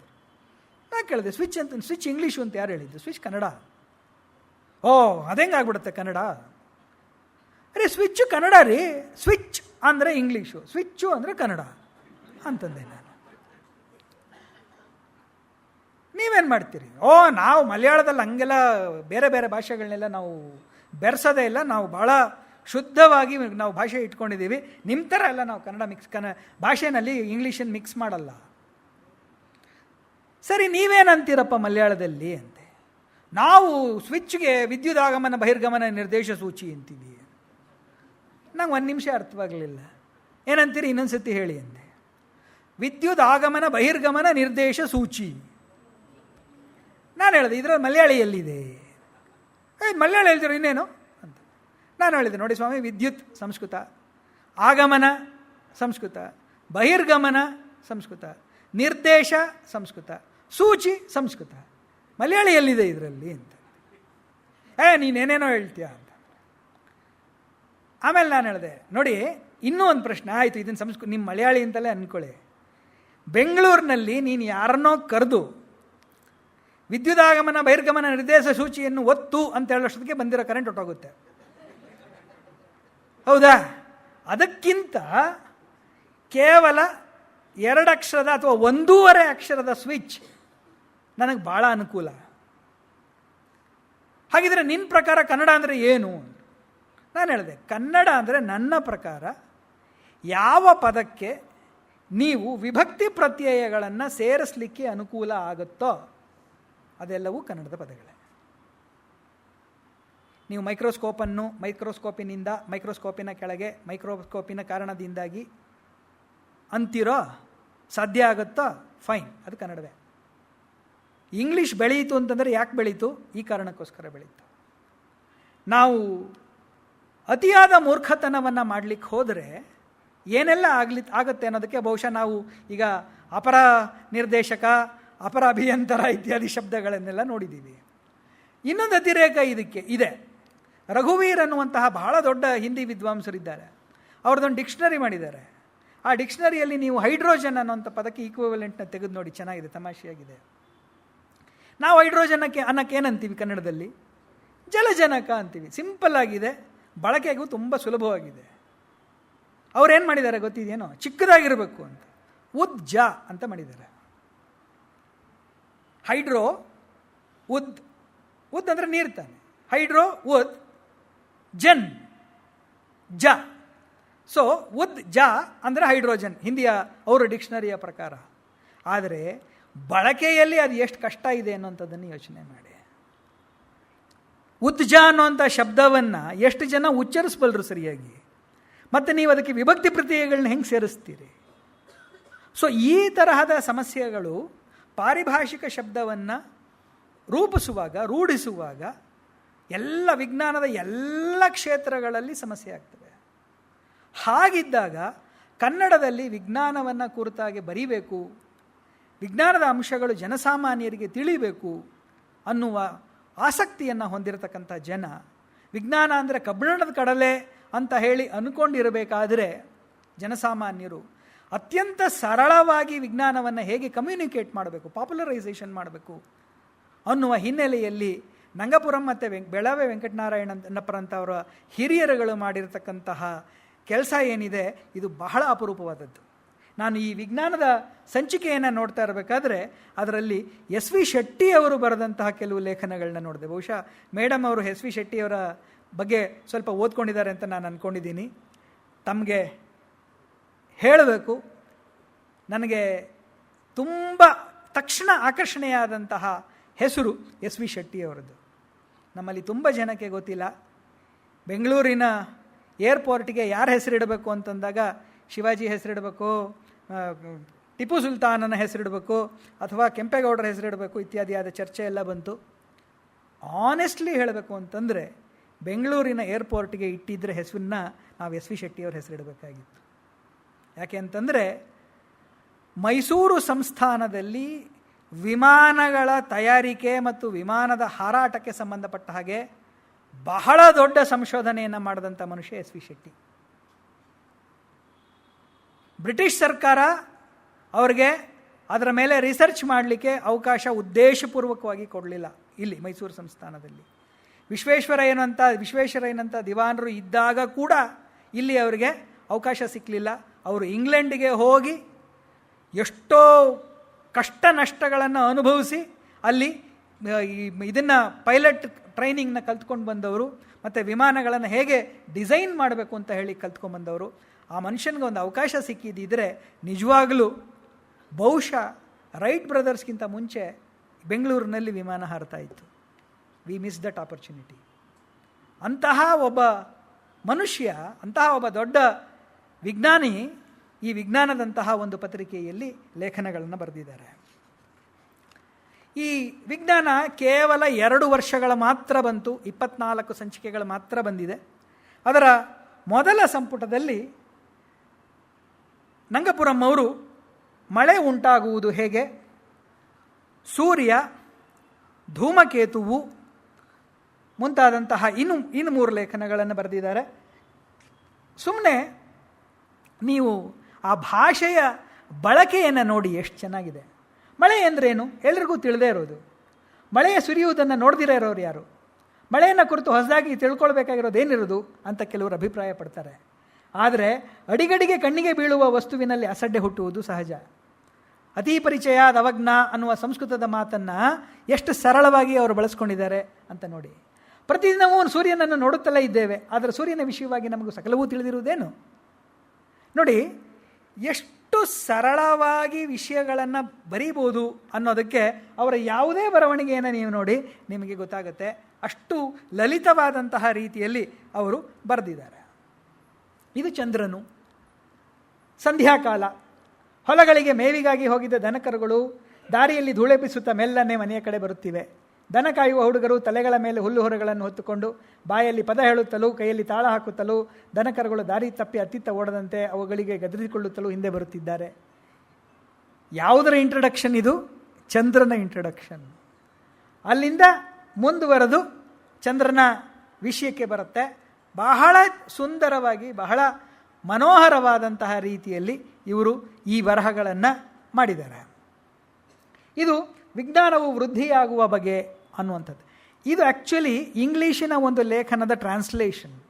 ಆದರೆ ಅದು ಎಷ್ಟು ಚೆನ್ನಾಗಿ ಅವರು ಅದನ್ನು ಬರೆದಿದ್ದಾರೆ ಅಂತಂದರೆ, ಅನೇಕ ವಿಜ್ಞಾನಿಗಳ ಜೀವನದ ಘಟನೆಗಳನ್ನು ಇಟ್ಕೊಂಡು ಅವರು ಬರೆದಿದ್ದಾರೆ. ಇದು ನೋಡಿ,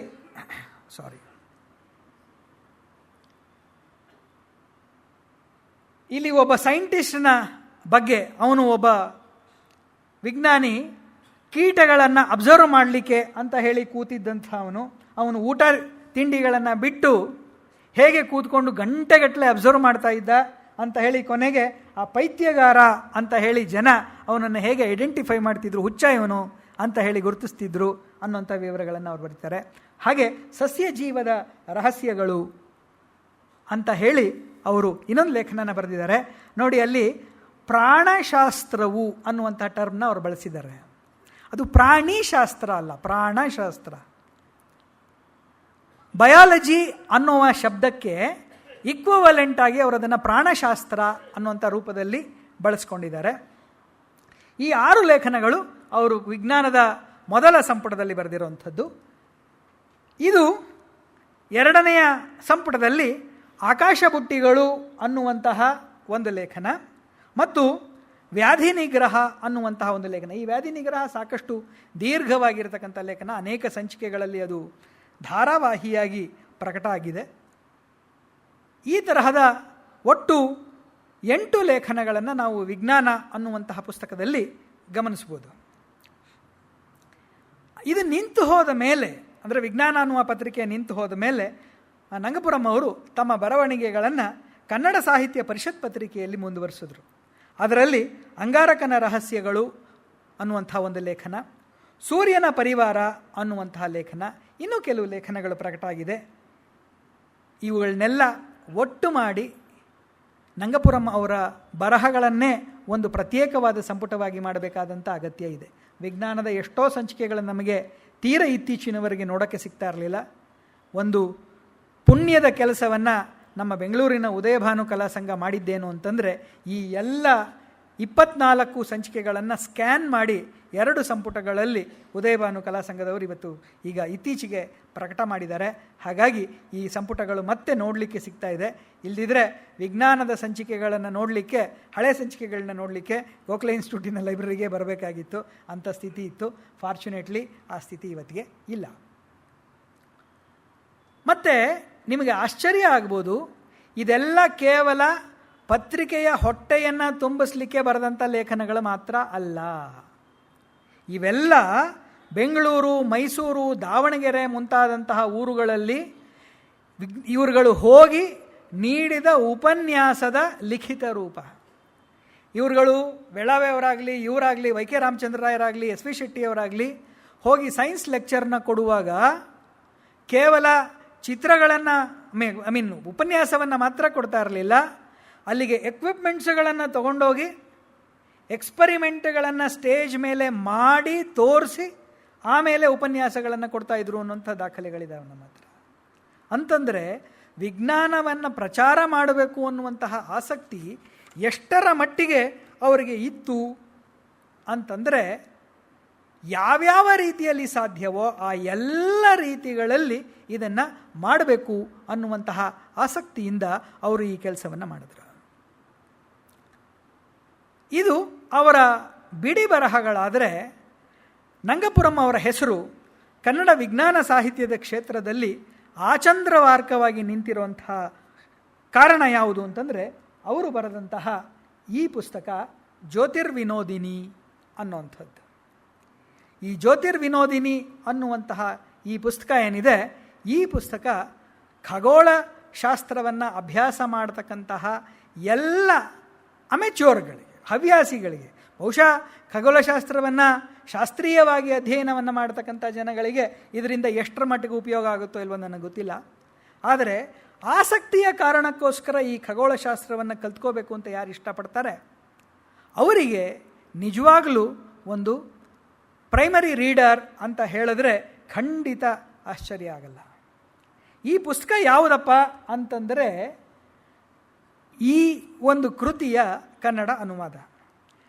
ಕೆಮೆಲ್ಲೆ ಫ್ಲೆಮೇರಿಯನ್ ಅನ್ನುವಂತಹ ಒಬ್ಬ ಖಗೋಳ ವಿಜ್ಞಾನಿ ಫ್ರೆಂಚ್ ಭಾಷೆಯಲ್ಲಿ ಹೆಂಗಸರಿಗೆ ಅಂತ ಹೇಳಿ, ಆಗಿನ ಕಾಲಕ್ಕೆ ಸ್ತ್ರೀಯರು ಹೆಚ್ಚು ವಿದ್ಯಾಭ್ಯಾಸವನ್ನು ಕಲ್ತವರಾಗಿರಲಿಲ್ಲ, ಈವನ್ ಫ್ರಾನ್ಸಲ್ಲಿ ಯುರೋಪಲ್ಲಿ ಕೂಡ. ಆ ತರಹ ಹೊಸದಾಗಿ ವಿದ್ಯಾಭ್ಯಾಸವನ್ನು ಕಲ್ತಂತಹ ಹೆಣ್ಣು ಮಕ್ಕಳಿಗೆ ಅಂತ ಹೇಳಿ ಕೆಮೆಲ್ಲೆ ಫ್ಲೆಮೇರಿಯನ್ ಅನ್ನುವಂಥವರು ಫ್ರೆಂಚ್ ಭಾಷೆಯಲ್ಲಿ ಬರೆದಂತಹ ಖಗೋಳಶಾಸ್ತ್ರದ ಪುಸ್ತಕವನ್ನು ಈ ಫ್ರಾನ್ಸಿಸ್ ಎ ವೆಲ್ಬಿ ಅನ್ನುವಂತಹ ವ್ಯಕ್ತಿ ಇಂಗ್ಲೀಷಿಗೆ ಅನುವಾದ ಮಾಡಿದ್ರು.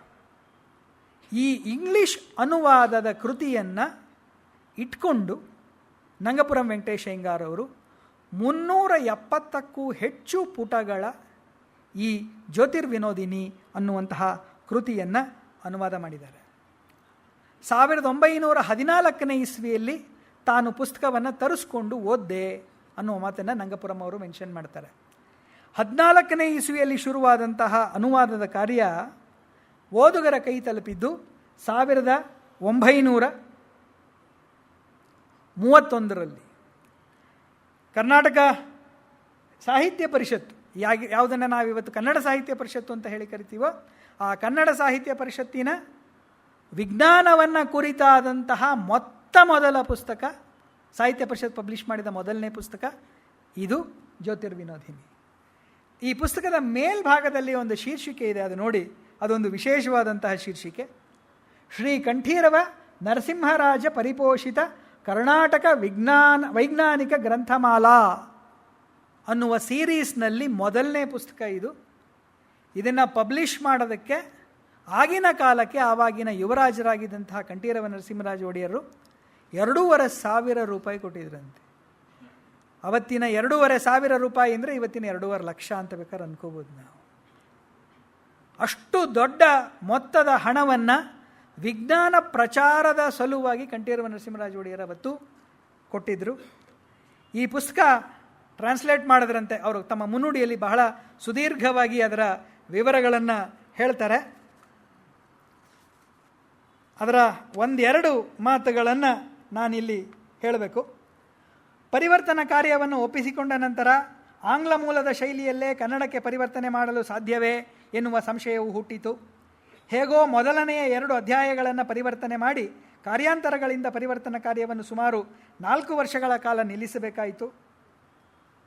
1918ನೇ ಇಸ್ವಿಯಲ್ಲಿ ಮಹಾರಾಜಶ್ರೀ ನಂಜುಂಡಯ್ಯನವರ ಅನುಮತಿಗಾಗಿ ಕಳಿಸಿಕೊಟ್ಟೆ. ಅದನ್ನು ಓದಿ ನೋಡಿ ನಾನು ಬರೆದಿರುವ ರೀತಿಯನ್ನು ಒಪ್ಪಿ ಕನ್ನಡಿಗರಿಗೆ ಸುಲಭ ಗ್ರಾಹ್ಯವಾಗುವುದಕ್ಕಾಗಿ ನಾನು ಅಲ್ಲಲ್ಲಿ ಹೆಚ್ಚು ವಿಷಯಗಳನ್ನು ಸೇರಿಸಿರುವುದು, ಅವಶ್ಯಕತೆ ತೋರಿದೆಡೆಗಳಲ್ಲಿ ಮಾರ್ಪಡಿಸಿರುವುದು ಸಾಧುವೆಂತಲೂ ಪರಿವರ್ತನವನ್ನು ಬೇಗವಾಗಿ ಮುಗಿಸಬೇಕೆಂದಲೂ ಅಪ್ಪಣೆಯನ್ನಿತ್ತರು ಅಂತ ಹೇಳಿ ನಂಗಪುರಂ ಹೇಳ್ಕೊತಾರೆ.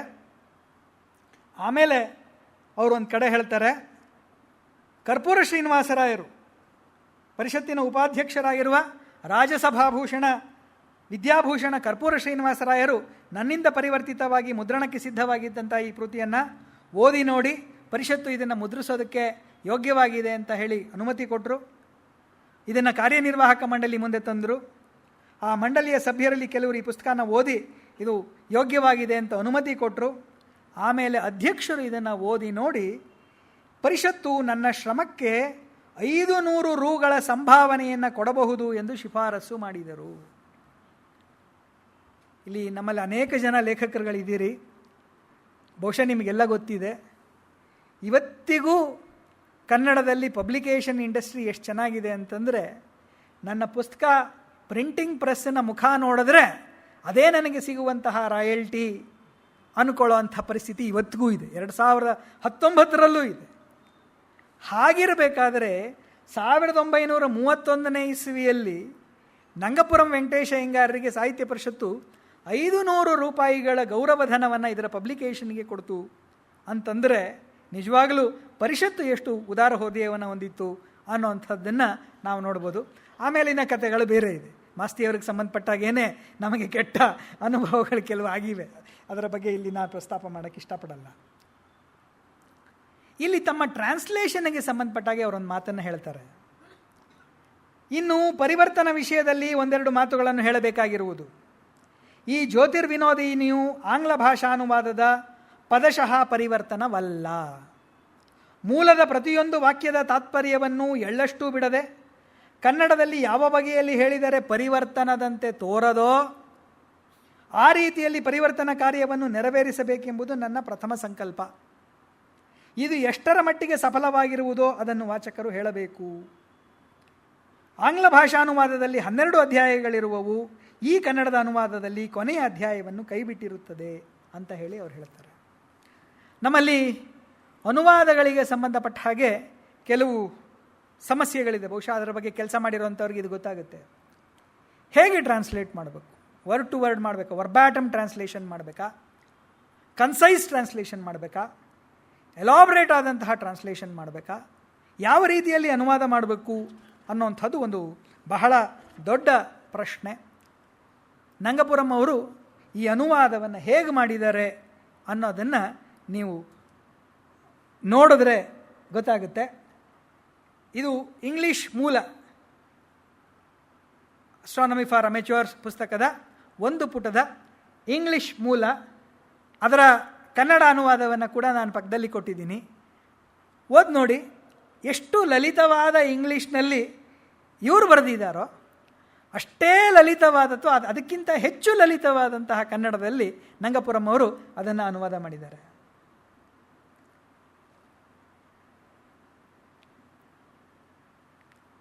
ಬಹುಶಃ ನೀವದರ ಭಾಷೆಯ ಸೌಂದರ್ಯವನ್ನು ನೋಡಿದ್ರೆ ಗೊತ್ತಾಗುತ್ತೆ. ಇದು ಗಗನ ಧ್ಯಾನ ಅನ್ನುವಂತಹ ಚಾಪ್ಟರ್ನ 1 ಪುಟದ ಒಂದು ಸಣ್ಣ ತುಣುಕು ನಾನು ನಿಮಗೆ ಕೊಟ್ಟಿರೋಂಥದ್ದು. ಇದು 320ಕ್ಕೂ ಹೆಚ್ಚು ಪುಟಗಳ ಪುಸ್ತಕ ಅಂತ ಹೇಳಿ ನಾನು ಹೇಳಿದೆ. ಈ ಪುಸ್ತಕದಲ್ಲಿ ನೀವು ನಂಬಲಿಕ್ಕಿಲ್ಲ, 1931ರಲ್ಲಿ ಪಬ್ಲಿಷವಾದಂಥ ಈ ಪುಸ್ತಕದಲ್ಲಿ ಸುಮಾರು 60 ಚಿತ್ರಗಳೇ ಇದ್ದಾವೆ. ಆರ್ಟ್ ಪೇಪರ್ನ ಮೇಲೆ ಕೈಯಲ್ಲಿ ಬರೆದ ಚಿತ್ರಗಳನ್ನು ಬ್ಲಾಕ್ ಮಾಡಿಸಿ ಪ್ರಿಂಟ್ ಮಾಡಿದ್ದಾರೆ. ಆರ್ಟ್ ಪೇಪರ್ನ ಮೇಲೆ ಪ್ರಿಂಟ್ ಮಾಡೋದು ಎಷ್ಟು ಕಾಸ್ಟ್ಲಿಯ ವ್ಯವಹಾರ ಅನ್ನುವಂಥದ್ದು ಪ್ರಕಟಣೋದ್ಯಮದಲ್ಲಿ ಇರುವಂಥವರಿಗೆ ಗೊತ್ತು. ಆಗಿನ ಕಾಲದಲ್ಲಿ ಈ ಪ್ರಿಂಟಿಂಗ್ ಟೆಕ್ನಾಲಜಿ ಅನ್ನುವಂಥದ್ದು ಬಹಳ ಕಠಿಣವಾದಂತಹ ಮತ್ತು ಅತ್ಯಂತ ವೆಚ್ಚದಾಯಕವಾದಂಥ ಪರಿಸ್ಥಿತಿ ಇತ್ತು. ಅಂಥ ಸಂದರ್ಭದಲ್ಲಿ ಸುಮಾರು 60ಕ್ಕೂ ಹೆಚ್ಚು ಚಿತ್ರಗಳನ್ನು ಅವರು ಪ್ರಿಂಟ್ ಮಾಡಿದ್ದಾರೆ. ಮತ್ತು ಬಹಳ ವಿಶೇಷ ಏನಪ್ಪ ಅಂತಂದರೆ, ಈ ಚಿತ್ರಗಳು ಇಂಗ್ಲೀಷ್ ಪುಸ್ತಕದ ಯಥಾವತ್ ನಕಲು ಅಲ್ಲ. ಇಂಗ್ಲೀಷ್ ಪುಸ್ತಕದಲ್ಲಿರೋದನ್ನು ಆ್ಯಸ್ ಇಟ್ ಈಸ್ ತೆಗೆದು ಮತ್ತೆ ಪ್ರಿಂಟ್ ಮಾಡಿಲ್ಲ. ಅದನ್ನು ಮತ್ತೆ ಭಾರತೀಕರಣ ಮಾಡಿ ಭಾರತೀಯರ ಹಿನ್ನೆಲೆಯಲ್ಲಿ ಏನೇನು ಮಾಹಿತಿಯನ್ನು ಸೇರಿಸಬೇಕೋ ಆ ಎಲ್ಲ ಮಾಹಿತಿಯನ್ನು ಅದರಲ್ಲಿ ಅಳವಡಿಸಿ ಅದರ ಮೂಲಕ ಜನಸಾಮಾನ್ಯರಿಗೆ ಇದರ ಪರಿಚಯ ಆಗಬೇಕು ಅನ್ನೋಂಥ ಕೆಲಸವನ್ನು ಅವರು ಮಾಡಿದ್ದಾರೆ. ಉದಾಹರಣೆಗೆ ಈ ಚಿತ್ರವನ್ನು ನೋಡಿ. ಇದು ನಕ್ಷತ್ರ ಪುಂಜಗಳ ಸ್ಥಾನ ಅಂತ ಹೇಳಿ ಅಕ್ಟೋಬರ್ ತಿಂಗಳಿನಲ್ಲಿ ಹಿಂದೂಸ್ತಾನದಲ್ಲಿ ಕಾಣುವ ನಕ್ಷತ್ರ ಪುಂಜಗಳು ಅಂತ ಹೇಳಿ ಅವ್ರದನ್ನು ಬರೆದಿದ್ದಾರೆ. ಮೂಲ ಪುಸ್ತಕ ಇದ್ದದ್ದು ಫ್ರೆಂಚಲ್ಲಿ, ಅನುವಾದ ಬಂದದ್ದು ಇಂಗ್ಲೀಷ್ನಲ್ಲಿ. ಅಲ್ಲೆಲ್ಲೂ ಇಂಡಿಯಾದ ಸ್ಕೈನ ಚಿತ್ರ ಬರೋಕ್ಕೆ ಚಾನ್ಸ್ ಇಲ್ಲ. ಇವರು ಅದನ್ನು ಮಾಡುವಾಗ ಭಾರತ ದೇಶದಲ್ಲಿ ಸುಮಾರು ರಾತ್ರಿ 8 ಗಂಟೆ ವೇಳೆಯಲ್ಲಿ ನೀವು ತಲೆಯನ್ನು ಮೇಲೆತ್ತಿ ನೋಡಿದ್ರೆ ಹೇಗೆ ಕಾಣಬಹುದು ನಿಚ್ಚಳವಾದ ಆಕಾಶದಲ್ಲಿ ಅನ್ನೋದನ್ನು ಈ ಚಿತ್ರಗಳನ್ನು ಮೂಲಕ ತೋರಿಸಿದ್ದಾರೆ. ನನಗೆ ನನ್ನ ಬಾಲ್ಯದ ನೆನಪು ಬರುತ್ತೆ. ಜಿ ಟಿ ನಾರಾಯಣ ರಾಯರು ಮೈಸೂರಿನ ಆಕಾಶವಾಣಿಯಿಂದ ಒಂದು ಕಾರ್ಯಕ್ರಮ ಮಾಡೋರು. ಆ ಕಾರ್ಯಕ್ರಮದಲ್ಲಿ ಅವರು ಬಹುಶಃ ಶಂಕರ್ ಅವರದ್ದು ಅಂತ ಕಾಣುತ್ತೆ ಒಂದು ಪುಸ್ತಕ, ನಕ್ಷತ್ರ ವೀಕ್ಷಣೆ ಅನ್ನುವಂತಹ ಒಂದು ಪುಸ್ತಕ, ಕರ್ನಾಟಕ ರಾಜ್ಯ ವಿಜ್ಞಾನ ಪರಿಷತ್ ಅದನ್ನು ಪಬ್ಲಿಷ್ ಮಾಡಿತ್ತು ಅಂತ ನನಗೆ ನೆನಪು. ಆ ಪುಸ್ತಕ ಇಟ್ಕೊಂಡು ನಾವೆಲ್ಲ ಸ್ನೇಹಿತರುಗಳು ಜಿ ಟಿ ನಾರಾಯಣ ರಾಯರು ರೇಡಿಯೋದಲ್ಲಿ ಹೇಳ್ಕೊಡುವಂಥ ಕಾಮೆಂಟ್ರಿಯನ್ನು ಕೇಳಿಸ್ಕೊಂಡು ನಾವು ಮಾಡಿ ಮೇಲೆ ಹೋಗಿ ಆ ಸ್ಟೆಲ್ಲಾರ್ ಪೊಸಿಷನ್ಗಳನ್ನು ನೋಡ್ತಾ ಇದ್ದಂಥ ನೆನಪು ಹೈಸ್ಕೂಲಲ್ಲಿ ನಾವು ಮಾಡ್ತಾ ಇದ್ವಿ ಅನ್ನೋವಂಥದ್ದು ನೆನಪಿದೆ. 31ನೇ ಇಸ್ವಿಯಲ್ಲಿ ಈ ಕೆಲಸವನ್ನು ನಂಗಪುರಂ ಅವರು ನಮಗೆ ಮಾಡಿ ತೋರಿಸಿದ್ದಾರೆ. ಆವಾಗ ಹಿಂದೂ ಪತ್ರಿಕೆಯಲ್ಲಿ ಪ್ರತಿ ತಿಂಗಳಲ್ಲಿ ಆ ಒಂದು ಸ್ಟೆಲ್ಲಾರ್ ಪೊಸಿಷನಿನ ಚಿತ್ರವನ್ನು ಹಾಕಿ ಮಾಡ್ತಾಯಿದ್ರು. ಬಹುಶಃ ಈಗಲೂ ಬರುತ್ತಾ ಇಲ್ವೋ ನನಗೆ ಗೊತ್ತಿಲ್ಲ. ಇಲ್ಲಿ ಇನ್ನೊಂದು ಅಂಶವನ್ನು ನಾವು ಗಮನಿಸಬೇಕು. ಬಹುಶಃ ಇಲ್ಲಿ ಓದಲಿಕ್ಕೆ ಆಗಲ್ಲ, ಕಷ್ಟ ಆಗುತ್ತೆ. ನಾನಿಲ್ಲಿ ಪಟ್ಟಿ ಮಾಡ್ಕೊಂಡಿದ್ದೀನಿ ಕೆಲವು ನಕ್ಷತ್ರ ಪುಂಜಗಳ ಹೆಸರನ್ನು. ಕ್ಯಾನೋಪಸ್ ಅನ್ನುವಂತಹ ಇಂಗ್ಲೀಷ್ ಶಬ್ದಕ್ಕೆ ಅಗಸ್ತ್ಯ ಅನ್ನುವ ಹೆಸರನ್ನು ನಂಗಪುರಂ ಬಳಸ್ಕೊಂಡಿದ್ದಾರೆ. ಡ್ರ್ಯಾಕೋ ಅನ್ನೋದಕ್ಕೆ ಅಜಗರ ಅಂತಾರೆ.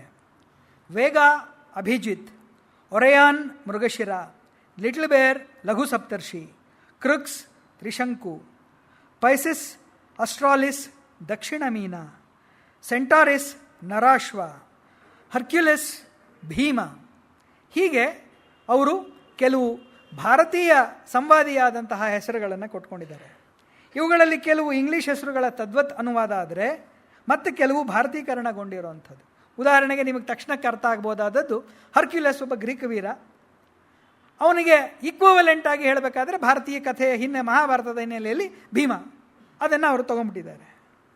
ಖಗೋಳಶಾಸ್ತ್ರದ ಅಭ್ಯಾಸಿಗಳು ಬಹುಮಟ್ಟಿಗೆ ಈ ಹೆಸರುಗಳನ್ನು ಕೊಟ್ಟವರು ಆರ್ ಎಲ್ ನರಸಿಂಹಯ್ಯನವರು ಅಂತ ಅಂದ್ಕೊಂಡಿದ್ದಾರೆ. ಅವ್ರದ್ದು ನಕ್ಷತ್ರ ದರ್ಶನ ಅನ್ನುವಂಥ ಒಂದು ಪುಸ್ತಕ ಇದೆ, 1954 ಸುಮಾರಿಗೆ ಬಂದದ್ದು. ಆ ಪುಸ್ತಕದಲ್ಲಿ ಆರ್ ಎಲ್ ನರಸಿಂಹಯ್ಯನವರು ಈ ಹೆಸರುಗಳನ್ನು ಕೊಟ್ಟರು ಅನ್ನುವಂಥದ್ದು ಒಂದು ನಂಬಿಕೆ ಇದೆ. ಆದರೆ ಆರ್ ಎಲ್ ನರಸಿಂಹಯ್ಯನವರ ಪುಸ್ತಕಕ್ಕಿಂತ ಹಳೆಯದಾದಂಥ ಜ್ಯೋತಿರ್ವಿನೋದಿನಿಯಲ್ಲೇ ಈ ಹೆಸರುಗಳು ಇದೆ. ನನಗೆ ಒಂದು ಅನುಮಾನ ಕಾಡ್ತಾ ಇತ್ತು, ಹಾಗಿದ್ದರೆ ಈ ಹೆಸರುಗಳನ್ನು ಟಂಕಿಸಿದವ್ರು ಯಾರು, ಕಾಯಿನ್ ಮಾಡಿದವ್ರು ಯಾರು? ನಂಗಪುರಂ ಅವರು ಈ ಹೆಸರುಗಳನ್ನು ಕಾಯಿನ್ ಮಾಡಿದ್ರ? ಈ ಒಂದು ಅನುಮಾನ ನನಗಿತ್ತು. ಹಾಗಾಗಿ ನಾನು ನನ್ನ ಈ ಪ್ರಶ್ನೆಯನ್ನು ನಮ್ಮ ಕನ್ನಡದಲ್ಲಿ ಅತ್ಯಂತ ಜನಪ್ರಿಯವಾದಂತಹ ಖಗೋಳಶಾಸ್ತ್ರದ ವಿಷಯಗಳನ್ನು ಪ್ರಚಾರ ಮಾಡೋದರಲ್ಲಿ ತೊಡಗಿರ್ತಕ್ಕಂತಹ ಡಾಕ್ಟರ್ ಬಿ ಎಸ್ ಶೈಲಜಾ ಅವರನ್ನು ನಾನು ಈ ವಿಷಯದಲ್ಲಿ ನನಗೆ ಸಹಾಯ ಮಾಡಬೇಕು ಅಂತ ಹೇಳಿ ದೂರವಾಣಿಯ ಮೂಲಕ ಅವರನ್ನು ಸಂಪರ್ಕಿಸಿದೆ. ಅವರನ್ನು ಸಂಪರ್ಕ ಮಾಡಲಿಕ್ಕೆ ಕಾರಣ ಆದವರು ನನ್ನ ಹಿರಿಯ ಸಹೋದ್ಯೋಗಿಗಳಾದ ಇನ್ನೊಬ್ಬರು ಶೈಲಜಾ ಅವರು, ಕೆ ಎಸ್ ಶೈಲಜಾ ಅವರು. ಅವರ ಸಹಾಯದಿಂದಾಗಿ ಅವ್ರ ಕಾಂಟ್ಯಾಕ್ಟ್ ಸಿಕ್ತು ನನಗೆ. ಬಿ ಎಸ್ ಶೈಲಜಾ ಅವರು ನನಗೊಂದು ರೆಫರೆನ್ಸ್ ಹೇಳಿದ್ರು. 1902ನೇ ಇಸ್ವಿಯಲ್ಲಿ ಒಂದು ಪುಸ್ತಕ ಪ್ರಿಂಟ್ ಆಗಿದೆ, ಕಾಳಿನಾಥ ಮುಖರ್ಜಿ ಅನ್ನೋಂಥವ್ರು ಬರೆದಿರೋದು, ಪಾಪ್ಯುಲರ್ ಹಿಂದೂ ಅಸ್ಟ್ರಾನಮಿ ಅಂತ ಹೇಳಿ. ಈ ಪುಸ್ತಕ ಬಂದಿರೋದು 1902ನೇ ಇಸ್ವಿಯಲ್ಲಿ. ಈ ಪುಸ್ತಕದ ಸಹಾಯದಿಂದ, ಈ ಪುಸ್ತಕವನ್ನು ಮೂಲವಾಗಿಟ್ಟುಕೊಂಡು ನಂಗಪುರಂ ಅವರು ಆಂಗ್ಲ ಹೆಸರುಗಳನ್ನು ಭಾರತೀಕರಣಗೊಳಿಸಿದ್ದಾರೆ ಅನ್ನುವಂತಹ ಅಮೂಲ್ಯವಾದಂತಹ ಮಾಹಿತಿಯನ್ನು ಬಿ ಎಸ್ ಶೈಲಜಾ ಅವರು ನನಗೆ ಕೊಟ್ಟರು. ಹಾಗಿದ್ರೆ ಅದಕ್ಕೆ ಮುಂಚೆ ಇದರ ವ್ಯವಸ್ಥೆ ಇರಲಿಲ್ವಾ ಅಂತಂದರೆ ಅದಕ್ಕೆ ಸಂಬಂಧಪಟ್ಟ ಹಾಗೆ ಸಾಕಷ್ಟು ಅಧ್ಯಯನವನ್ನು ಶೈಲಜಾ ಮೇಡಮ್ ಈಗ ಕೈಗೊಂಡಿದ್ದಾರೆ. ಪ್ರಾಚೀನ ಕಾಲದಿಂದ ನಮ್ಮಲ್ಲಿ ಹೇಗೆ ನಕ್ಷತ್ರಗಳನ್ನು ಮತ್ತು ನಕ್ಷತ್ರ ಪುಂಜರಗಳನ್ನು ಹೆಸರಿಸುವಂತಹ ಕೆಲಸ ಹೊಸಗನ್ನಡದಲ್ಲಿ, ಹಳಗನ್ನಡದಲ್ಲಿ ಮತ್ತು ಸಂಸ್ಕೃತ ಸಾಹಿತ್ಯದಲ್ಲಿ ಹೇಗಿದೆ ಅನ್ನೋದರ ಬಗ್ಗೆ ಅವರು ಒಂದು ತೌಲನಿಕವಾದಂತಹ ವಿಶೇಷವಾದ ಅಧ್ಯಯನವನ್ನು ಅವರು ಮಾಡ್ತಾ ಇದ್ದಾರೆ. ಬಹುಶಃ ಅವರ ಅಧ್ಯಯನದ ಫಲಿತಗಳು ಪಬ್ಲಿಷ್ ಆದ ಮೇಲೆ ನಮಗೆ ಈ ಹಿನ್ನೆಲೆಯಲ್ಲಿ ನಮಗೆ ಇನ್ನಷ್ಟು ಹೆಚ್ಚಿಗೆ ಮಾಹಿತಿಯನ್ನು ಪಡ್ಕೊಳ್ಳೋಕ್ಕೆ ಸಾಧ್ಯ ಆಗುತ್ತೆ ಅಂತ ನಾನು ಅಂದ್ಕೊಂಡಿದ್ದೀನಿ. ಈ ರೀತಿಯಾಗಿ ಹೆಸರುಗಳನ್ನು, ಟೆಕ್ನಿಕಲ್ ಟರ್ಮ್ಗಳನ್ನು ಇಂಡಿಯನೈಸ್ ಮಾಡೋದು ಎಷ್ಟರ ಮಟ್ಟಿಗೆ ಸರಿ ಅನ್ನೋಂಥದ್ದೊಂದು ಪ್ರಶ್ನೆ ಬರುತ್ತೆ. ಇದನ್ನು ಭಾರತೀಕರಣಗೊಳಿಸೋದ್ರಿಂದ ಲಾಭವೋ ನಷ್ಟವೋ, ಇದರಿಂದ ಅನುಕೂಲವೋ ಅನಾನುಕೂಲವೋ ಅನ್ನುವಂತಹ ಪ್ರಶ್ನೆ ಇದೆ. ಹೆಸರು ಜ್ಞಾಪಕ ಇಟ್ಕೊಳ್ಳೋಕೆ ಅನುಕೂಲ, ಅದಕ್ಕೋಸ್ಕರ ಪರವಾಗಿಲ್ಲ ಅನ್ನೋದು ಒಂದು ಅಭಿಪ್ರಾಯ. ಆದರೆ ವೈಜ್ಞಾನಿಕ ಸಂಗತಿಗಳನ್ನು ಹೀಗೆ ನಮಗೆ ಬೇಕಾದ ಹಾಗೆ ಒಬ್ಬೊಬ್ಬರು ಒಂದೊಂಥರ ಅದನ್ನು ನಾಮನ್ಕ್ಲೇಚರ್ ಮಾಡ್ತಾ ಹೋದರೆ ಅದರಿಂದ ಕನ್ಫ್ಯೂಷನ್ಸ್ ಜಾಸ್ತಿ ಆಗುತ್ತೆ, ದೊಡ್ಡ ದೊಡ್ಡ ಅಧ್ಯಯನಗಳಲ್ಲಿ ಇದು ಸಮಸ್ಯೆ ಆಗುತ್ತೆ ಅನ್ನುವಂಥದ್ದು ತಾಂತ್ರಿಕವಾಗಿ ಒಂದು ದೊಡ್ಡ ಸಮಸ್ಯೆ. ಆದರೆ ನಾವು ನಂಗಪುರಂ ಅವರ ಕಾಲಕ್ಕೆ ಹೋಗಿ ನಿಂತ್ಕೊಂಡು ನೋಡಿದ್ರೆ ನಮಗೆ ಈ ಒಂದು ಅನುವಾದ ಯಾಕಾಯಿತು ಅನ್ನುವಂಥದ್ದು ಗೊತ್ತಾಗುತ್ತೆ. ಯಾಕೆ ಅಂತಂದರೆ ಆಗಿನ ಕಾಲದಲ್ಲಿ ವಿಜ್ಞಾನವನ್ನು ಪ್ರಚಾರ ಮಾಡಬೇಕಾದ್ರೆ ಅಥವಾ ಯಾವುದೇ ಸಂಗತಿಯನ್ನು ಪ್ರಚಾರ ಮಾಡಬೇಕಾದ್ರೆ ಇಂಡಿಯನೈಸ್ ಮಾಡಬೇಕು ಅನ್ನುವಂಥದ್ದು ಆಗಿನ ಕಾಲದ ಒಂದು ಪದ್ಧತಿ. ಅದು ಎಲ್ಲ ಕ್ಷೇತ್ರದಲ್ಲೂ ಇತ್ತು. ಉದಾಹರಣೆಗೆ ಕಿಂಗ್ ಲಿಯರ್ ಅನ್ನುವ ಟ್ರಾನ್ಸ್ಲೇಷನ್ನನ್ನು ರಾಜ ಪ್ರತಾಪದೇವ ರುದ್ರದೇವ ಅಂತ ಟ್ರಾನ್ಸ್ಲೇಟ್ ಮಾಡಿರೋದಿದೆ. ಅಥವಾ ಒಥೆಲೋ ಅನ್ನುವಂಥದ್ದನ್ನು ರಾಘವೇಂದ್ರ ರಾವ ಅಂತ ಟ್ರಾನ್ಸ್ಲೇಟ್ ಮಾಡಿದ್ದಾರೆ ಧಾರವಾಡದಲ್ಲಿ. ಆಮೇಲೆ ನಗದವರನ್ನು ನಗಿಸುವ ಕಥೆ ಅಂತ ಹೇಳಿ translate ಮಾಡಿದ್ದವರಿದೆ. Taming of the shrew ಅನ್ನುವಂತಹ ಶೇಕ್ಸ್ಪಿಯರ್ನ ನಾಟಕವನ್ನು ಚಂಡೀ ಮದಮರ್ದನ ಅಂತ ಹೇಳಿ ಟ್ರಾನ್ಸ್ಲೇಟ್ ಮಾಡಿದ್ದಿದೆ. ಆಮೇಲೆ ಶೇಕ್ಸ್ಪಿಯರ್ನ ಬಹಳ ಪ್ರಸಿದ್ಧವಾದಂತಹ ರೋಮಿಯೋ ಜೂಲಿಯಟ್ನ ರಾಮವರ್ಮ ಲೀಲಾವತಿ ಅಂತ ಟ್ರಾನ್ಸ್ಲೇಟ್ ಮಾಡಿದ್ದಿದೆ. ಸೊ ಇದು ಸಾಹಿತ್ಯ ಕ್ಷೇತ್ರದ ರೂಪಾಂತರಗಳಾದರೆ ವಿಜ್ಞಾನ ಕ್ಷೇತ್ರದಲ್ಲೂ ಕೂಡ ಈ ಥರದ ಕೆಲಸಗಳು ನಡೀತಾ ಇತ್ತು. ನಾನು ಹೇಳಿದ್ನಲ್ಲ, ಬೆಳವೆ ವೆಂಕಟನಾರಾಯಣಪ್ಪನವರು ಜೀವ ವಿಜ್ಞಾನ ಅಂತ ಒಂದು ಪುಸ್ತಕ ಬರೆದಿದ್ದಾರೆ, ಬಯಾಲಜಿಗೆ ಸಂಬಂಧಪಟ್ಟಂಥ ಒಂದು ಪುಸ್ತಕ. ಅದರಲ್ಲಿ ಬಾಟನಿಯ ಫ್ಯಾಮಿಲಿಗಳನ್ನು ಅವರು ಕನ್ನಡೀಕರಣ ಮಾಡಿದ್ದಾರೆ. ಉದಾಹರಣೆಗೆ ಮ್ಯೂಸೇಸಿ ನಾವು ಖಂಡಿತ ಅರ್ಥವಾಗಲ್ಲ, ಆದರೆ ಮ್ಯೂಸ ಅಂತಂದರೆ ಬಾಳೆಗಿಡ. ಸೊ ಸಂಸ್ಕೃತ ಚೂರುಪಾರು ಗೊತ್ತಿದ್ರೆ ಕದಲೀಯಗಳು ಅಂತ ಏನು ಟ್ರಾನ್ಸ್ಲೇಟ್ ಮಾಡಿದ್ದಾರೆ ನಿಮಗೆ ತಲೆಯಲ್ಲಿ ಫಟ್ ಅಂತ ಕೂತ್ಕೊಂಡ್ಬಿಡುತ್ತೆ. ಅದೇ ರೀತಿಯಲ್ಲಿ ಚೂತ ವೃಕ್ಷ ಅಂದರೆ ಏನು ಅಂತ ಸಂಸ್ಕೃತ ಚೂರುಪಾರು ಗೊತ್ತಿರೋರಿಗೆ ಗೊತ್ತು, ಅದು ಮಾವಿನ ಮರ. ಸೊ ಮಾವಿನ ಮರಗಳ ಫ್ಯಾಮಿಲಿಗೆ ಅವರು ಚೂತೀಯಗಳು ಅಂತ ಹೇಳಿ ಟ್ರಾನ್ಸ್ಲೇಟ್ ಮಾಡಿದ್ದಾರೆ. ಹಾಗೆ ನೆಲ್ಲಿಕಾಯಿಗೆ ಸಂಬಂಧಪಟ್ಟಂತಹ ಗಿಡಗಳನ್ನು ಆಮಲಕೀಯಗಳು ಅಂತ ಹೇಳಿ ಟ್ರಾನ್ಸ್ಲೇಟ್ ಮಾಡಿದ್ದಾರೆ. ಹೀಗೆ ಭಾರತೀಕರಣವನ್ನು ಗೊಳಿಸ್ತಕ್ಕಂತಹ ಪದ್ಧತಿ ಆಗಿನ ಕಾಲದಲ್ಲಿ ಎಲ್ಲ ಕಡೆಯಲ್ಲೂ ಇದ್ದಿದ್ದರಿಂದ ಬಹುಶಃ ನಂಗಪುರಂ ಅವರು ಕೂಡ ಆ ಒಂದು ಕೆಲಸವನ್ನು ಮಾಡಿದ್ರು ಅಂತ ಹೇಳಿ ನಾವು ಅನ್ಕೋಬೋದು. ಇದಿಷ್ಟು ವಿಜ್ಞಾನ ಸಾಹಿತ್ಯಕ್ಕೆ ಸಂಬಂಧಪಟ್ಟ ಹಾಗೆ ಅವರು ಕೊಟ್ಟಂತಹ ಕೊಡುಗೆಗಳಿಗೆ ಸಂಬಂಧಪಟ್ಟಂಥ ಬಹಳ ಸ್ಥೂಲವಾದಂತಹ ವಿವರ. ಇನ್ನು ಅವರು ಮಾಡಿದಂಥ ಬೇರೆ ಒಂದೆರಡು ಕೆಲಸಗಳನ್ನು ಹೇಳಿ ನಾನು ನನ್ನ ಮಾತನ್ನು ಮುಗಿಸ್ಬೇಕು. ಬಂಗಾಳಿ ಭಾಷೆ ಆರಂಭದಲ್ಲಿ ಅವರಿಗೆ ಬರ್ತಿರಲಿಲ್ಲ, ಅವ್ರು ಬರ್ಕೊಂಡಿದ್ದಾರೆ ಅದನ್ನು. ವಂಗೀಯ ಭಾಷೆಯು ನನಗೆ ಹೆಚ್ಚು ಪರಿಚಿತವಾದದ್ದು ಅಲ್ಲದಿರುವ ಕಾರಣದಿಂದಾಗಿ ನಾನು ಆಂಗ್ಲ ಮೂಲವನ್ನು ಆಧರಿಸಿದ್ದೇನೆ ಅನ್ನುವಂತಹ ಒಂದು ಮಾತನ್ನು ಒಂದು ಕಡೆ ಬರ್ಕೊಂಡಿದ್ದಾರೆ. ಆದರೆ ನಂತರ ಅವರು ಬಂಗಾಲಿ ಭಾಷೆಯನ್ನು ಕೂಡ ಚೆನ್ನಾಗಿ ಅಭ್ಯಾಸ ಮಾಡಿಕೊಂಡ್ರು ಅಂತ ಹೇಳಿ ಕಾಣುತ್ತೆ. ಅವರು ಶ್ರೀ ರಾಮಕೃಷ್ಣ ಪರಮಹಂಸರ ಉಪದೇಶ ವಾಕ್ಯಾವಳಿ ಅನ್ನುವಂತಹ ಕೃತಿಯನ್ನು ಬಂಗಾಲಿಯಿಂದ ಅನುವಾದಿಸಿದರು. 1936ನೇ ಇಸ್ವಿಯಷ್ಟೊತ್ತಿಗೆ ಅದು 3 ಮುದ್ರಣಗಳನ್ನು ಕಂಡಿತ್ತು ಅಂತಂದರೆ ಬಹುಶಃ ಅದರ ವಿಶೇಷತೆ ಮತ್ತು ಪ್ರಸಿದ್ಧಿ ಎಷ್ಟರ ಮಟ್ಟಿಗೆ ಇತ್ತು ಅಂತ ಹೇಳಿ ನಾವು ನೋಡ್ಬೋದು. ಕೇವಲ ಸಾಹಿತ್ಯ ಕ್ಷೇತ್ರದಲ್ಲಿ ಮಾತ್ರ ಅಲ್ಲದೆ ಸಾಹಿತ್ಯ ಪರಿಷತ್ತನ್ನು ಕಟ್ಟಿ ಬೆಳೆಸಿದಂತಹ ಆದ್ಯರಲ್ಲಿ ಅವರು ಮುಖ್ಯರು. ಗೌರವ ಕಾರ್ಯದರ್ಶಿಗಳಾಗಿ ಕೋಶಾಧ್ಯಕ್ಷರಾಗಿ ಸೇವೆ ಸಲ್ಲಿಸಿದ್ರು. ಅದಲ್ಲದೆ ಭಕ್ತಿ ಸಾಹಿತ್ಯದಲ್ಲಿ ಅವರಿಗೆ ಬಹಳ ಆಸಕ್ತಿ. ಹಾಗಾಗಿ ಡಿ ವಿ ಗುಂಡಪ್ಪನವರು ಸಂಪಾದನೆ ಮಾಡ್ತಾ ಇದ್ದಂತಹ ಕರ್ನಾಟಕ ಜನಜೀವನ ಮತ್ತು ಅರ್ಥಸಾಧಕ ಪತ್ರಿಕೆ ಅನ್ನುವಂತಹ ಪತ್ರಿಕೆಯಲ್ಲಿ ಅವರು ಮೀರಾಬಾಯಿ ಅನ್ನುವಂಥವ್ರ ಬಗ್ಗೆ ಬರೆದಂತಹ ಲೇಖನ ಇದೆ. ಅಲ್ಲೂ ಕೂಡ ನೀವು ಭಾಷೆ ನೋಡಿ, ಮೀರೆಯ ಬಗ್ಗೆ ಬರೀಬೇಕಾದರೆ ಕೂಡ ಅವರ ಭಾಷೆ ಬಹಳ ಲಲಿತವಾಗಿದೆ, ಬಹಳ ಸುಂದರವಾಗಿದೆ. National high school, amateur drama association, Ramakrishna Math, Bengaluru city cooperative bank ಮುಂತಾದಂಥವುಗಳ ಕಡೆ ಬಹಳ ಗಟ್ಟಿಯಾದಂತಹ ಸಂಬಂಧವನ್ನು ಇಟ್ಕೊಂಡು ಆ ಸಂಸ್ಥೆಗಳನ್ನು ಕಟ್ಟಿ ಬೆಳೆಸೋದಕ್ಕೆ ಕಾರಣರಾಗಿದ್ದಂಥವರು ನಂಗಪುರಂ ವೆಂಕಟೇಶ ಅಯ್ಯಂಗಾರ್. ವೈಯಕ್ತಿಕವಾದ ಅವರ ಜೀವನದ ವಿವರಗಳನ್ನು ಹೆಚ್ಚು ನಮಗೆ ಗೊತ್ತಿಲ್ಲವಾದರೂ ಕೂಡ ವಸಂತಶ್ರೀ ಅವರು ಕೆಲವು ಮಾಹಿತಿಗಳನ್ನು ನಮಗೆ ಕೊಟ್ಟರು. ನಂಗಪುರಂ ಅವರಿಗೆ 9 ಜನ ಗಂಡು ಮಕ್ಕಳು ಮತ್ತು 1 ಹೆಣ್ಣು ಮಗಳು. ಆದರೆ ಅವರ ಕುಟುಂಬ ಎಂತಹ ದುರಂತದ ಕುಟುಂಬ. ಆ ಎಲ್ಲ ಮಕ್ಕಳು ಬಹಳ ದೊಡ್ಡ ಓದನ್ನು ಓದಿದ್ದವರು, ಬಹಳ ದೊಡ್ಡ ದೊಡ್ಡ ಹುದ್ದೆಗಳಲ್ಲಿ ಇದ್ದಂಥವರು. ಆದರೆ ಅವರ ಮನೆಯ ಮಕ್ಕಳ ಬದುಕು ಎಂತಹ ದುರಂತಕ್ಕೆ ಒಳಗಾಯ್ತಂತೆ ಅಂತಂದರೆ, ಅವರ 9 ಜನ ಗಂಡು ಮಕ್ಕಳಲ್ಲಿ 7 ಜನ ಗಂಡು ಮಕ್ಕಳು ಆಲ್ಪ್ ಪರ್ವತದ ಶ್ರೇಣಿಯಲ್ಲಿ ಸ್ಕೀಯಿಂಗ್ ಮಾಡುವಾಗ ಆದ ಅಪಘಾತದಲ್ಲಿ ತೀರ್ಹೋದವರು. ಇನ್ನು ಉಳಿದವರು 2 ಗಂಡು ಮಕ್ಕಳು, ಆ 2 ಮತ್ತು 1 ಹೆಣ್ಣು ಮಗಳು. ಆ 2ರಲ್ಲಿ 1 ಮತ್ತು ಹೆಣ್ಣು ಮಗಳು 2 ಕೊನೆಯವರೆಗೆ ಅವಿವಾಹಿತರಾಗಿ ಉಳಿದರು. 1 ಮಾತ್ರ ವಿವಾಹವಾದರು. ಅವರು ಜಿನಿವಾದಲ್ಲಿ ನೆಲೆಸಿದರು. ಆ ನಂತರದ ಪೀಳಿಗೆ ಈಗಲೂ ವೆಂಕಟೇಶ್ ಅನ್ನುವಂತಹ ಅವರ ಮಗ ಜಿನಿವಾದಲ್ಲಿ ಇದ್ದಾರೆ. ನಂಗಪುರಂ ವೆಂಕಟೇಶ್ ಅಯ್ಯಂಗಾರ್ ಅವರ ಮೊಮ್ಮಗ, ಅವರು ಕೂಡ ವೆಂಕಟೇಶ್. ಅವರು ಈಗ ಕುಟುಂಬ ಸಮೇತ ಜಿನಿವಾದಲ್ಲಿ ನೆಲೆಸಿದ್ದಾರೆ. ಹೀಗೆ ಕನ್ನಡ ನಾಡಿಗೆ, ಕನ್ನಡ ವಿಜ್ಞಾನ ಕ್ಷೇತ್ರಕ್ಕೆ ಬಹಳ ದೊಡ್ಡ ಕೊಡುಗೆಯನ್ನು ಕೊಟ್ಟಂತಹ ನಂಗಪುರಂ ವೆಂಕಟೇಶ್ ಅಯ್ಯಂಗಾರ್ 1942ನೇ ಇಸ್ವಿ ಫೆಬ್ರವರಿ 11ನೇ ತಾರೀಕು ಮಲ್ಲೇಶ್ವರದ ತಮ್ಮ ಸ್ವಗೃಹದಲ್ಲಿ ದೇಹತ್ಯಾಗ ಮಾಡಿದ್ರು. ಆಗ ಅವರ ಶಿಷ್ಯ ಮತ್ತು ಆತ್ಮೀಯರಾಗಿದ್ದಂತಹ ಬೆಳ್ಳಾವೆ ವೆಂಕಟನಾರಾಯಣಪ್ಪನವರು ಏನು ಬರೆದರು ಅನ್ನುವಂಥದ್ದು ಕರೆಂಟ್ ಸೈನ್ಸ್ನಲ್ಲಿ ಹೀಗೆ ಪಬ್ಲಿಷ್ ಆಗಿದೆ. ಇದರಲ್ಲಿ ಅವರ ವಿವರಗಳನ್ನು ಮಾತ್ರ ಹೇಳಿಲ್ಲ, ಅವರ ಮನೋಧರ್ಮ ಏನು ಅನ್ನುವಂಥದ್ದನ್ನು ಅವರು ವಿವರವಾಗಿ ಬರೆದಿದ್ದಾರೆ.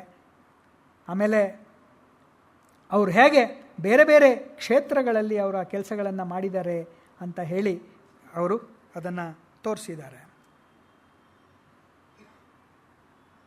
ನಂಗಪುರಂ ಅವರ ಬಗ್ಗೆ ಬಹುಶಃ ಅಧಿಕೃತವಾದ ಮಾಹಿತಿಯನ್ನು ಆ ಕಾಲದಲ್ಲಿ ಕೊಟ್ಟಂತಹ ಒಂದು ಕೃತಿ ಇದು.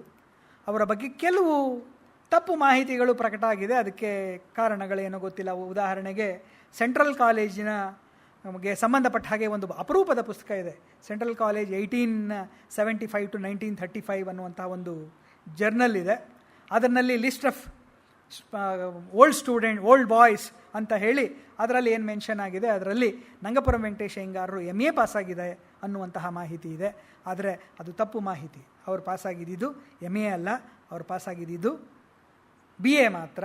ಮತ್ತು ಅದರ ಲಿಸ್ಟ್ ಆಫ್ ಟೀಚರ್ಸ್ ಏನಿದ್ದಾರೆ, ಆ ಲಿಸ್ಟ್ ಆಫ್ ಟೀಚರ್ಸಲ್ಲಿ ನಂಗಪುರಂ ಅವರ ಹೆಸರಿಲ್ಲ. ಫಿಸಿಕ್ಸ್ ಡಿಪಾರ್ಟ್ಮೆಂಟಲ್ಲಿ ಅವರು ಇದ್ದರು ಅನ್ನೋದರ ಲಿಸ್ಟಲ್ಲಿ ನಂಗಪುರಂ ಅವರ ಹೆಸರು ಬಿಟ್ಟೋಗಿದೆ. ಆದರೆ ನಮಗೆ ಬೇರೆ ಬೇರೆ ಮಾಹಿತಿಯ ಮೂಲಕ ಸ್ಪಷ್ಟವಾಗಿ ಗೊತ್ತಾಗುತ್ತೆ ನಂಗಪುರಂ ಸೆಂಟ್ರಲ್ ಕಾಲೇಜಿನಲ್ಲಿ ಪಾಠ ಮಾಡ್ತಾಯಿದ್ರು ಅಂತ ಹೇಳಿ. ಹೀಗೆ ಹಲವು ಸಂಗತಿಗಳು ನಂಗಪುರಂ ಅವರ ಬಗ್ಗೆ ನಮಗಿನ್ನೂ ಗೊತ್ತಾಗಬೇಕಾದದ್ದು ಉಳ್ಕೊಂಡಿದೆ. ಬಹುಶಃ ಈ ನನ್ನ ಉಪನ್ಯಾಸದಿಂದಾಗಿ ಇನ್ನಷ್ಟು ಹೆಚ್ಚು ಮಾಹಿತಿಯನ್ನು ಒಟ್ಟು ಮಾಡಲಿಕ್ಕೆ ಸಾಧ್ಯ ಆಗೋದಾದರೆ ನನ್ನ ಈ ಮಾತುಗಳನ್ನು ತಾವು ಕೇಳಿಸ್ಕೊಂಡಿದ್ದಕ್ಕೆ ಸಾರ್ಥಕ ಅಂತ ಹೇಳ್ತಾ ತಮ್ಮೆಲ್ಲರಿಗೂ ವಂದನೆಯನ್ನು ಹೇಳಿ ನನ್ನ ಮಾತನ್ನು ಮುಗಿಸ್ತಾ ಇದ್ದೀನಿ. ನಮಸ್ಕಾರ.